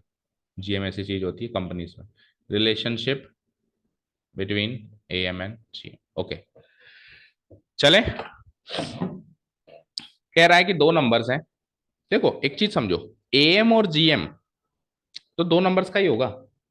एएम और जीएम तो दो नंबर्स का ही होगा, है ना, समझ में आई बात। भाई अर्थमेटिक मीन भी दो नंबर्स का ही होगा, दोनों को जोड़ के डिवाइडेड बाई टू।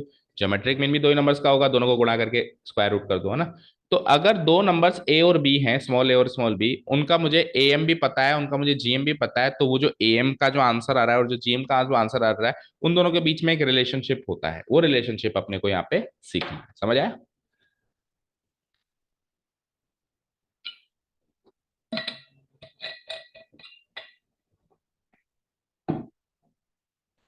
हाँ देखो लिखो,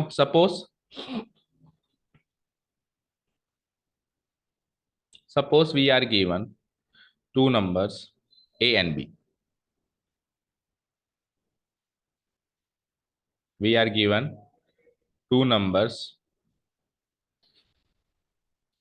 Suppose we are given, एक चीज और याद आ गई, ऊपर जब अपन नंबर्स फिट कर रहे थे ना इनके बीच में इधर, तो आपको एनसीईआरटी ने ये सजेस्ट किया है कि जब आप ये नंबर्स फिट करो ना, तो आपको क्वेश्चन में 100% ये दोनों पॉजिटिव नंबर्स ही होने चाहिए। ठीक है ना, ये दोनों क्या होने चाहिए? पॉजिटिव नंबर से होने चाहिए। यानी आपके बुक में कॉन्सेप्ट ही है कि if we are given two positive numbers, है ना, जिसके बीच में अपने को ये नंबर्स फिट करने हैं।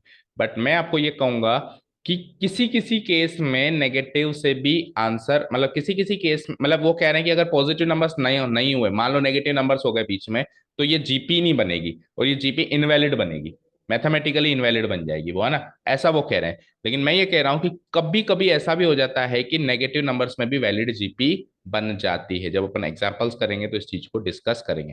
हालांकि एनसीईआरटी ने स्ट्रिक्टली कहा है कि जब ऐसा क्वेश्चन आएगा तो आपको ए और बी पॉजिटिव ही देगा। ए और बी क्या देगा?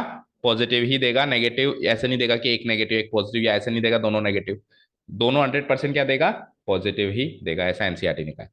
ठीक है, क्लियर है? ये बात अचानक से याद आ गई। मतलब आपके पास क्वेश्चन इजी मिलेंगे, आपको दोनों पॉजिटिव नंबर ही मिलेंगे, एक नेगेटिव एक पॉजिटिव में दो बातें हो सकती है, या तो वो वैलिड जीपी बनेगी या फिर वैलिड जीपी नहीं बनेगी। तो वो उस लेवल के क्वेश्चंस नहीं है आपके, आपके तो 100% दोनों पॉजिटिव नंबर्स ही हैं। Okay, relationship between A M and G M हम कर रहे थे। तो क्या लिखा अपन ने? Suppose we are given two numbers A and B, A and B. अच्छा यहाँ पर भी पॉजिटिव नंबर्स हैं, पॉजिटिव ही है तो आप भी पॉजिटिव ही लिखो। We are given two positive numbers, क्योंकि वही पैटर्न इन्होंने फॉलो किया है कि ए और बी को ये नेगेटिव रख के आपको कॉम्प्लिकेशन में ज्यादा नहीं डाल रहा है ना, आपको इजी रख रहा है ये चीजों को। वैसे नेगेटिव भी हो सकता है, कुछ केसेस बन जाते हैं, ऐसा हो जाए तो ऐसा, वैसा हो जाए तो वैसा, बट इतनी कॉम्प्लिकेशन में आपको 11th लेवल पे उसने नहीं रखा। We are given two positive numbers, और नंबर्स मतलब रियल नंबर्स होने चाहिए ना, कॉम्प्लेक्स नंबर्स की बात नहीं हो रही है यहाँ पे ना, तो लिख लो आप वो भी पॉजिटिव रियल नंबर्स। वो तो जहां जहां मैंने नंबर्स लिखा है ना चैप्टर में, वहां पे हर एक का मतलब क्या है, रियल नंबर्स है ना। Positive real numbers A and b, numbers A and B, A and b. हमको दो पॉजिटिव रियल नंबर्स दे रखे हैं ए एंड बी। देन इनका ए एम और इनका जी एम दोनों निकालते हैं हम। क्या निकालते हैं, इनका ए एम और जी एम दोनों निकालते हैं ना। Then A M of a and b क्या होगा वो देखते हैं, and next G M of a and b क्या होगा वो देखते हैं।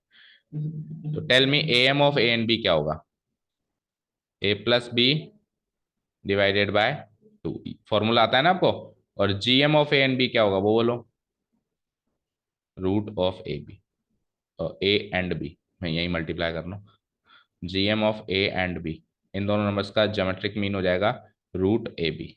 ये दोनों फॉर्मूले सीख लिया अपन ने, सीख लिया। तो देखो A M of a and b और G M of a and b को अपन सिंपली ए और जी से भी डिनोट कराते हैं, कैपिटल लेटर ए और कैपिटल लेटर जी, उससे भी डिनोट कराते हैं ना। तो उसके आगे लिख दो कि ये तो हो गया मेरा कैपिटल लेटर ए, ये हो गया कैपिटल, दैट इज ये तो हो गया कैपिटल लेटर ए की वैल्यू, और ये हो गया दैट इज कैपिटल लेटर जी की वैल्यू, ठीक है। तो लेटस से अगर मैंने इसको इक्वेशन नंबर 1 मान लिया और इसको मैंने इक्वेशन नंबर 2 मान लिया,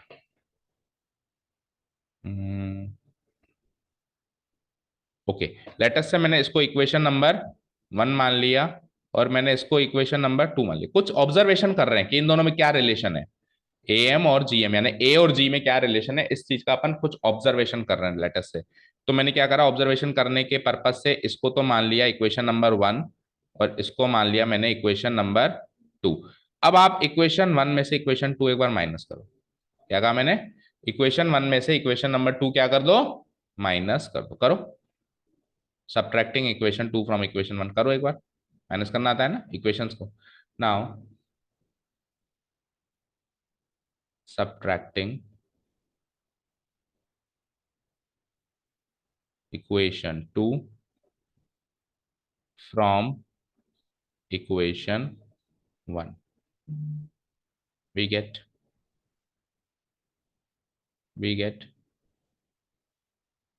तो बताओ, एलएचएस से एलएचएस माइनस करोगे तो ए माइनस जी, इसको मैं एक ब्रैकेट में रख देता हूँ, ये बिल्कुल मिक्स में दिख रहा है ना, तो समझ नहीं आ रहा।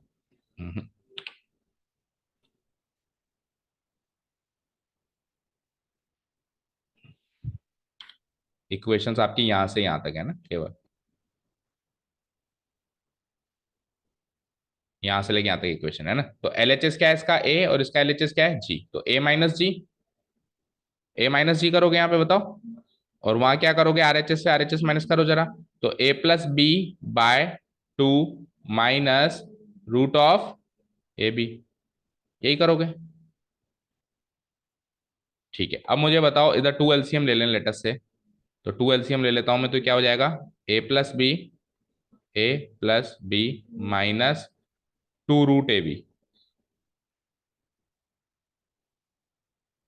नेक्स्ट व्हाट,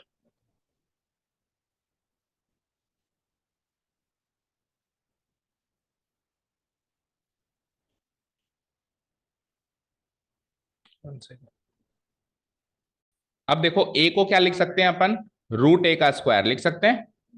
ए को क्या लिख सकते हैं अपन, रूट ए का स्क्वायर।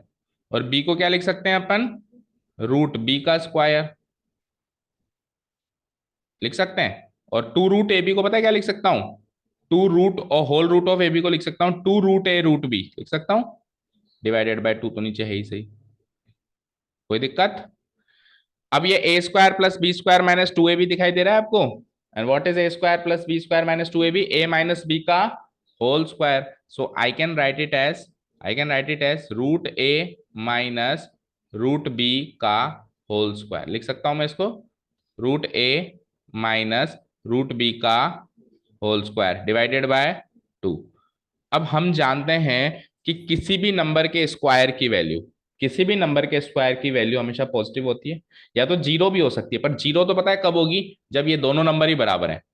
भाई ए और बी बराबर हैं तब तो क्या होगी, root a minus root B, ये जीरो हो जाएगा। जैसे मैंने कहा देखो, 10 और 10 के बीच में एक ऐसा नंबर फिट करो, 10 और 10 के बीच में ऐसा नंबर फिट करो, ये भी 10 ले लिया, ये भी 10 ले लिया, ऐसा नंबर फिट करो ताकि जीपी बन जाए या एपी बन जाए, तो वो नंबर 10 ही निकल के आएगा। भाई 10 और 10 के बीच में एक ऐसा नंबर फिट करो कि वो एपी बन जाए, तो भी 10 ही रखोगे, 10 10 10 एक एपी है, plus zero plus zero plus zero, कुछ जुड़ ही नहीं रहा। ठीक है ना। और मैंने कहा 10 और 10 के बीच में एक ऐसा नंबर रखो ताकि वो जीपी बन जाए, तो भी आंसर 10 ही आएगा, क्योंकि 10 10 10 जीपी भी है, into one into one into one. देखो कांस्टेंट अगर सीक्वेंस बन रहा है ना कांस्टेंट नंबर का, तो वो एपी भी कहलाई जा सकती है और उसको जीपी भी कहलाया जा सकता है। तो ए और बी इक्वल वाला केस नहीं ले रहे हैं, मतलब जिसके बीच में मुझे नंबर फिट करना है ना, इसके और इसके बीच में मुझे नंबर फिट करना है ना, तो ये दोनों इक्वल वाला केस नहीं ले रहे, ये दोनों अलग अलग होने चाहिए। तो अलग अलग अगर ये दोनों होंगे तो इसकी वैल्यू हमेशा ग्रेटर देन जीरो होगी, होगी ना।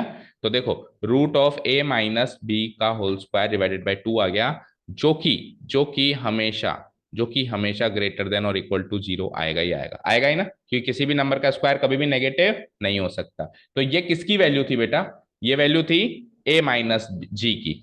ये पूरी वैल्यू किसकी थी, ए माइनस जी की। तो इसका मतलब ये हो गया कि ए माइनस जी की वैल्यू भी कभी नेगेटिव नहीं हो सकती, greater than equal to zero ही होगी। और इसका मतलब क्या हो गया, इसका मतलब ये हो गया कि ए की वैल्यू हमेशा, लीनियर इनइक्वालिटी पढ़ के आए हो आप पिछले चैप्टर्स में, जी से बड़ी होगी। तो ये फाइनल रिलेशनशिप है। क्या सीखा आपने रिलेशनशिप से, कि आर्थमेटिक मीन हमेशा ज्योमेट्रिक मीन से बड़ा होता है या इक्वल होता है, छोटा नहीं हो सकता। आर्थमेटिक मीन हमेशा ज्योमेट्रिक मीन से बड़ा हो सकता है, बराबर हो सकता है, इक्वल। अच्छा, बराबर भी कब होगा, जब दोनों नंबर बराबर हो। जैसे मैंने कहा 10 और 10 के बीच में एक आर्थमेटिक मीन रखो, ज्योमेट्रिक मीन रखो, तो ज्योमेट्रिक मीन भी 10 रखने में आएगा, आर्थमेटिक मीन भी 10 रखने में आएगा, तो बराबर आया ना, बराबर आया ना। तो बराबर आ सकता है, बड़ा आ सकता है, बट छोटा नहीं आ सकता है। ठीक है ना। तो लिखो that is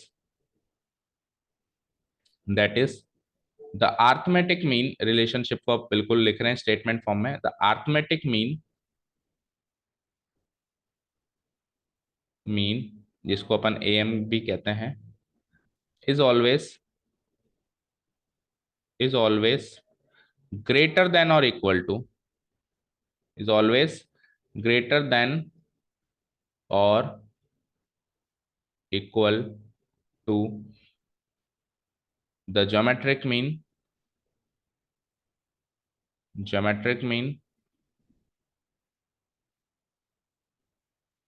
that is geometric mean gm of two numbers a and b, gm of two numbers, do positive real numbers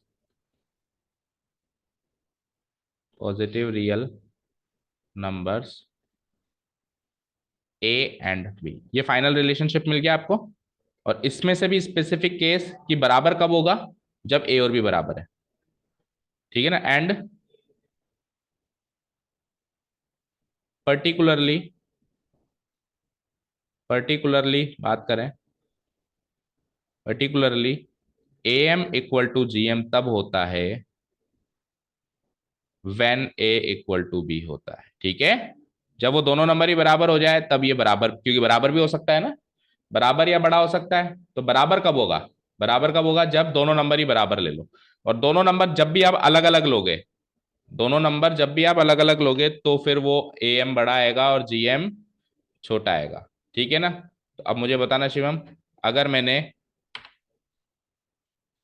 पूछता हूं देखें कितना सीखा आपने।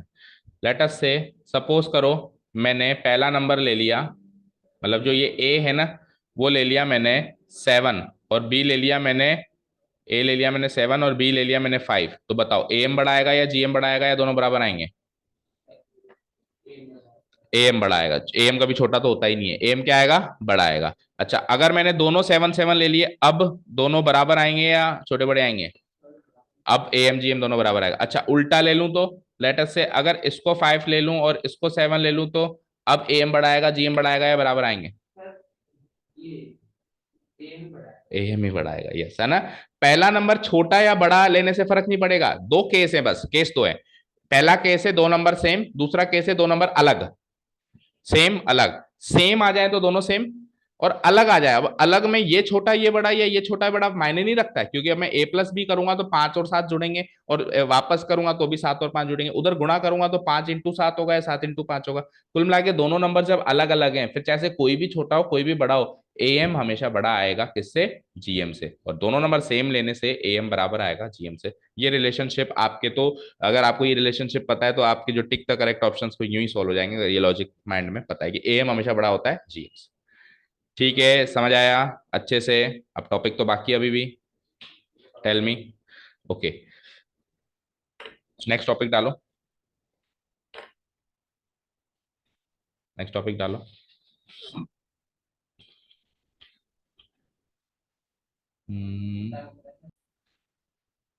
देखो एक्सरसाइज में कुछ ऐसे क्वेश्चंस हैं, आपके एनसीईआरटी के अकॉर्डिंग तो टॉपिक सारे कवर हो चुके हैं, बट दो टॉपिक्स मेरे को याद आ रहे हैं जो एक्सरसाइज में लेकिन इधर नहीं है, फिर वो टॉपिक एक्सरसाइज में समझाना पड़ता है, इसलिए मैं कह रहा हूँ 5 5 मिनट के दो टॉपिक इधर ही लिख देते हैं, ताकि एक्सरसाइज में फिर फुल फुल फ्लेश में क्वेश्चन से क्वेश्चन चलेंगे, है ना।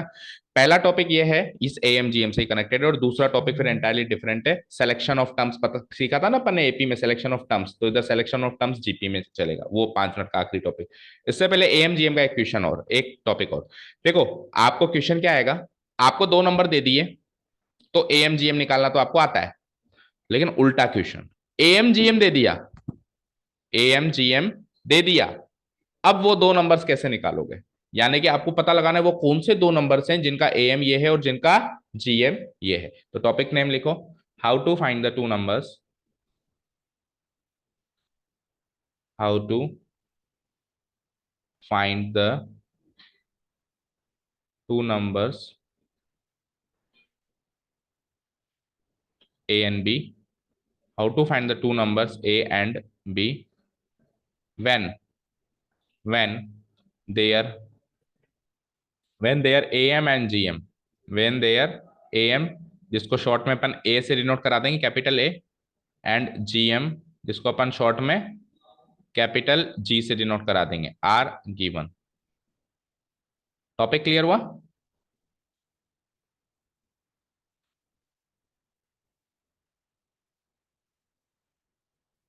ठीक है ना।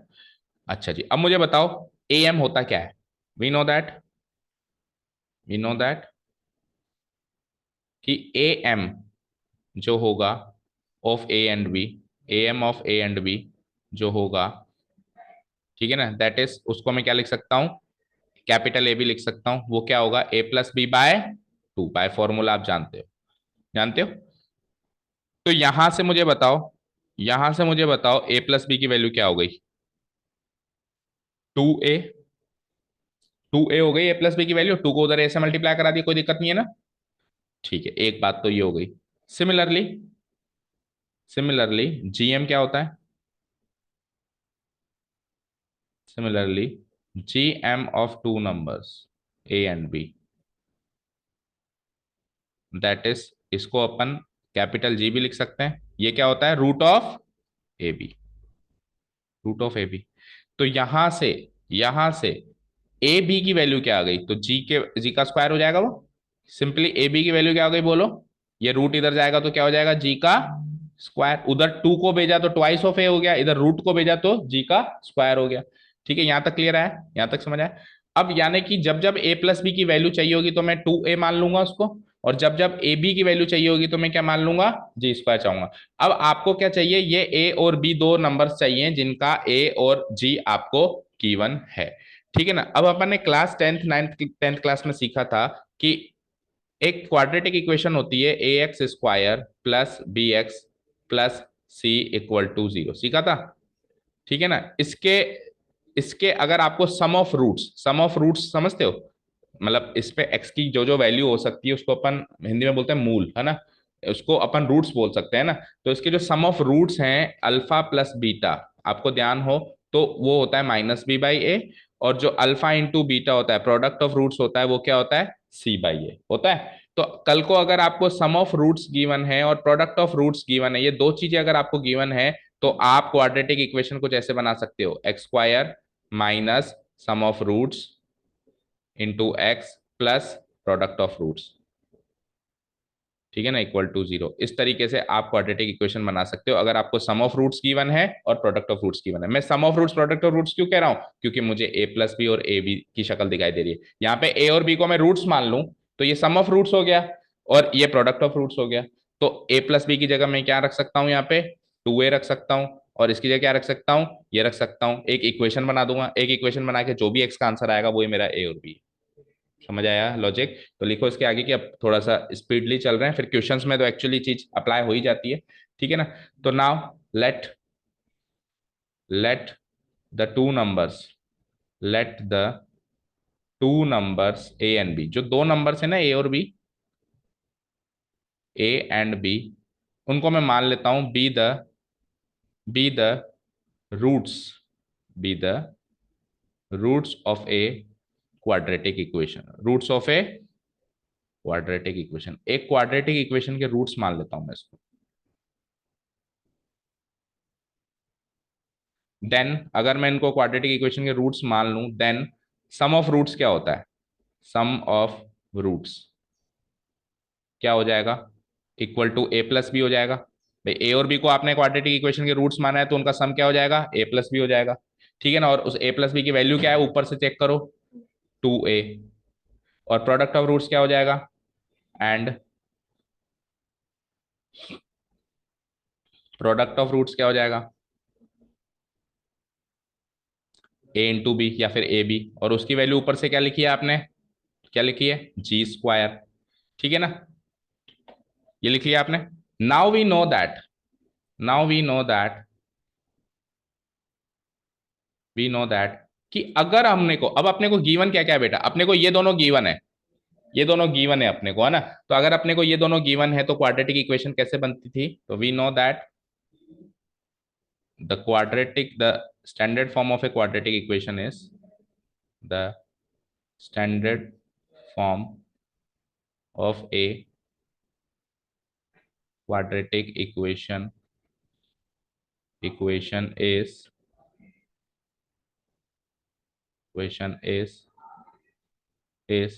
याद है किसी को, ऐसी होती थी, x square minus sum of roots into x plus, याद आ रहा है 9th 10th क्लास में सीखा था ये अपन ने, प्रोडक्ट ऑफ रूट्स, बिल्कुल भी याद नहीं आ रहा, कट गया था, इक्वल टू 0। ये होती है स्टैंडर्ड फॉर्म एक क्वाड्रेटिक इक्वेशन की।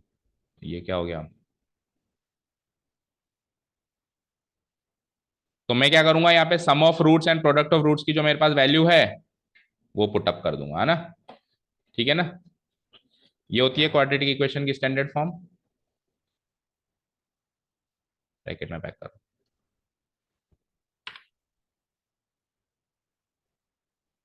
ठीक है ना।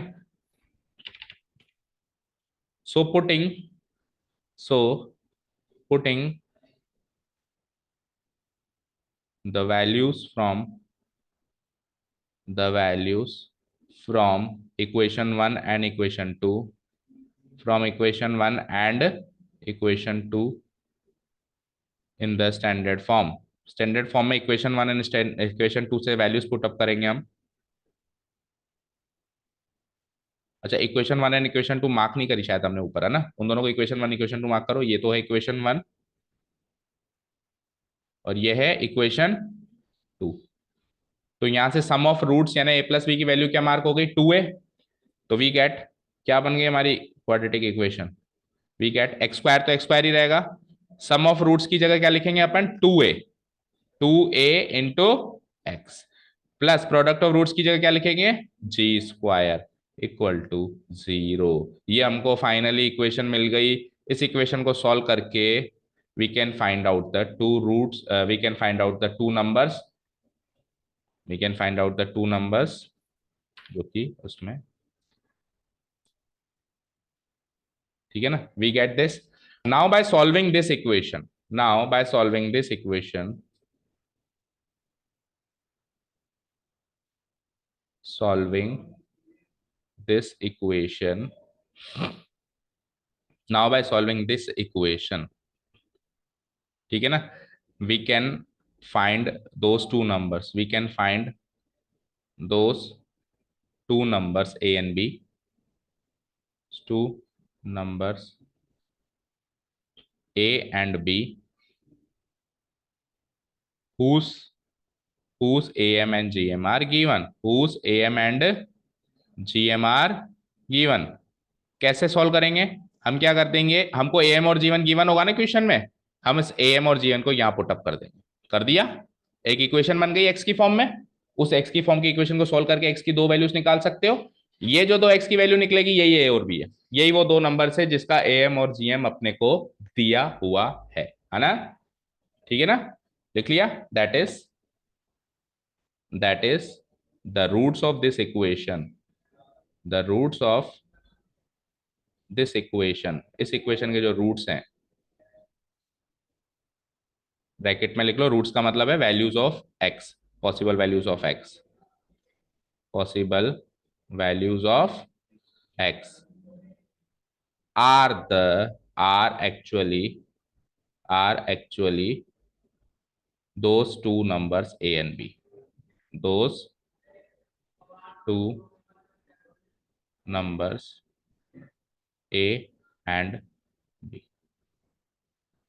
ठीक है, चल अब तू तो जा और 5 मिनट आप रुक जाओ।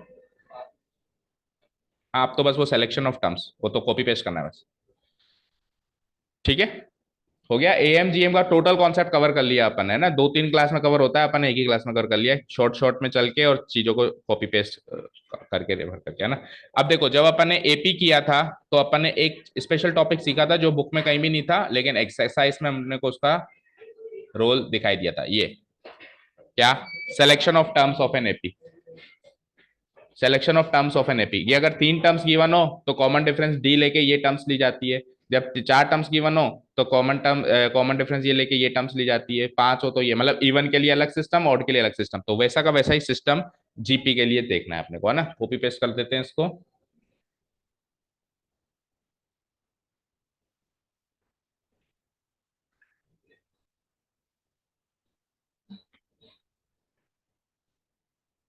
ये लास्ट टॉपिक था एपी का, और ये अब इस जीपी का लास्ट टॉपिक बन जाएगा। ठीक है, आ जाओ।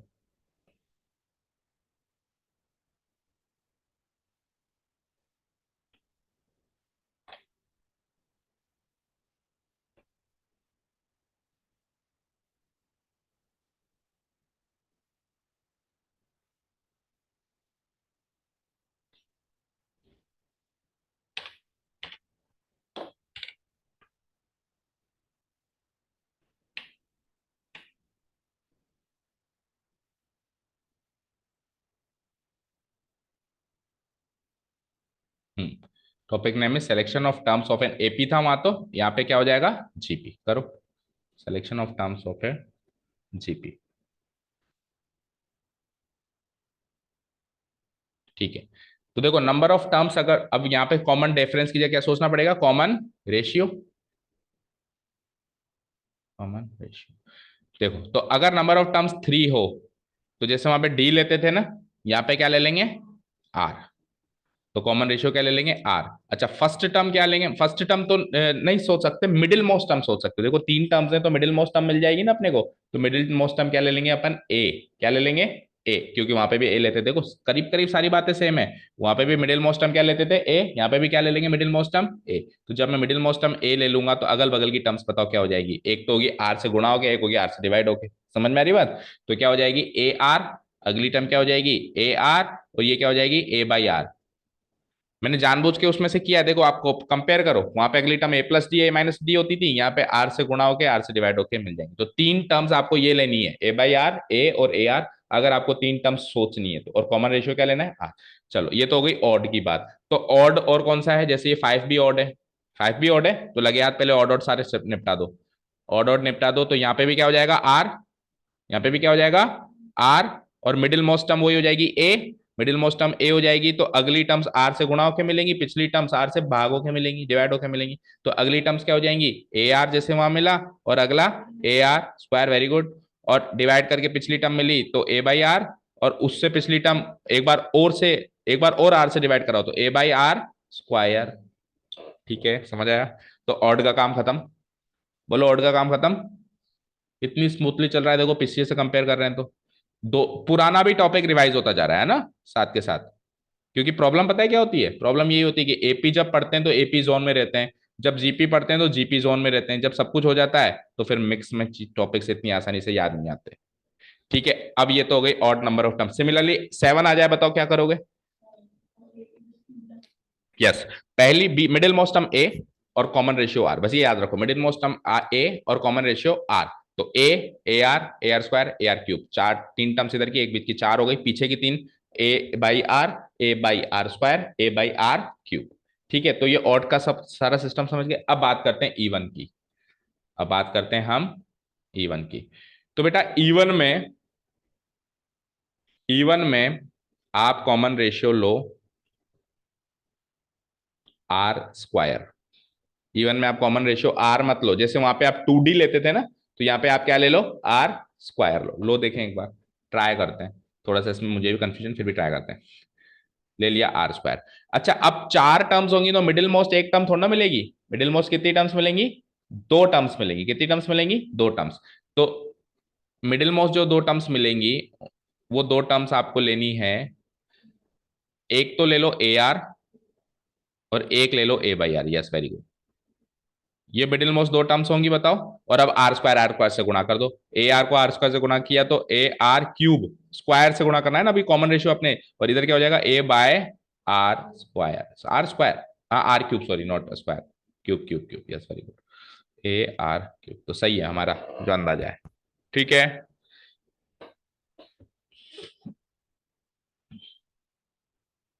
ठीक है, समझ आया। चलो अब 6 का खुद बनाओ आप। 6 भी इवन नंबर ऑफ टर्म्स ही है ना, तो इवन नंबर ऑफ टर्म्स में वही r square. Even number of terms में हमेशा कॉमन रेशियो क्या लेना है, आर स्क्वायर। और मिडिल मोस्ट टर्म हमेशा क्या लेनी है, ये दोनों, ए बाई आर लेनी है एक तो, और एक ए आर लेनी है। अब गुणा कराओ, दो टर्म्स को इधर गुणा कराओ, दो टर्म्स को पीछे गुणा कराओ, तो इधर कराऊंगा तो ए आर क्यूब बनेगा और a are to the power 5 बनेगी, और इधर पीछे कराएंगे तो क्या बनेगा, एक तो बनेगा ए बाई आर क्यूब, और आर स्क्वायर से और डिवाइड करा दूंगा तो ए बाई आर की पावर 5। डन, ठीक है, लिख लिया। अच्छा, ऐसा करने से फायदा क्या होता है सर? ऐसा करने से फायदा ये होता है कि कल को आपको दे देना कि प्रोडक्ट ऑफ इतनी टर्म्स ये गिवन है, ऐसे क्वेश्चन पता है कब आते हैं भाई, सम ऑफ कुछ टर्म्स और प्रोडक्ट ऑफ कुछ टर्म्स, दोनों बातें गिवन और टर्म्स निकालनी हो।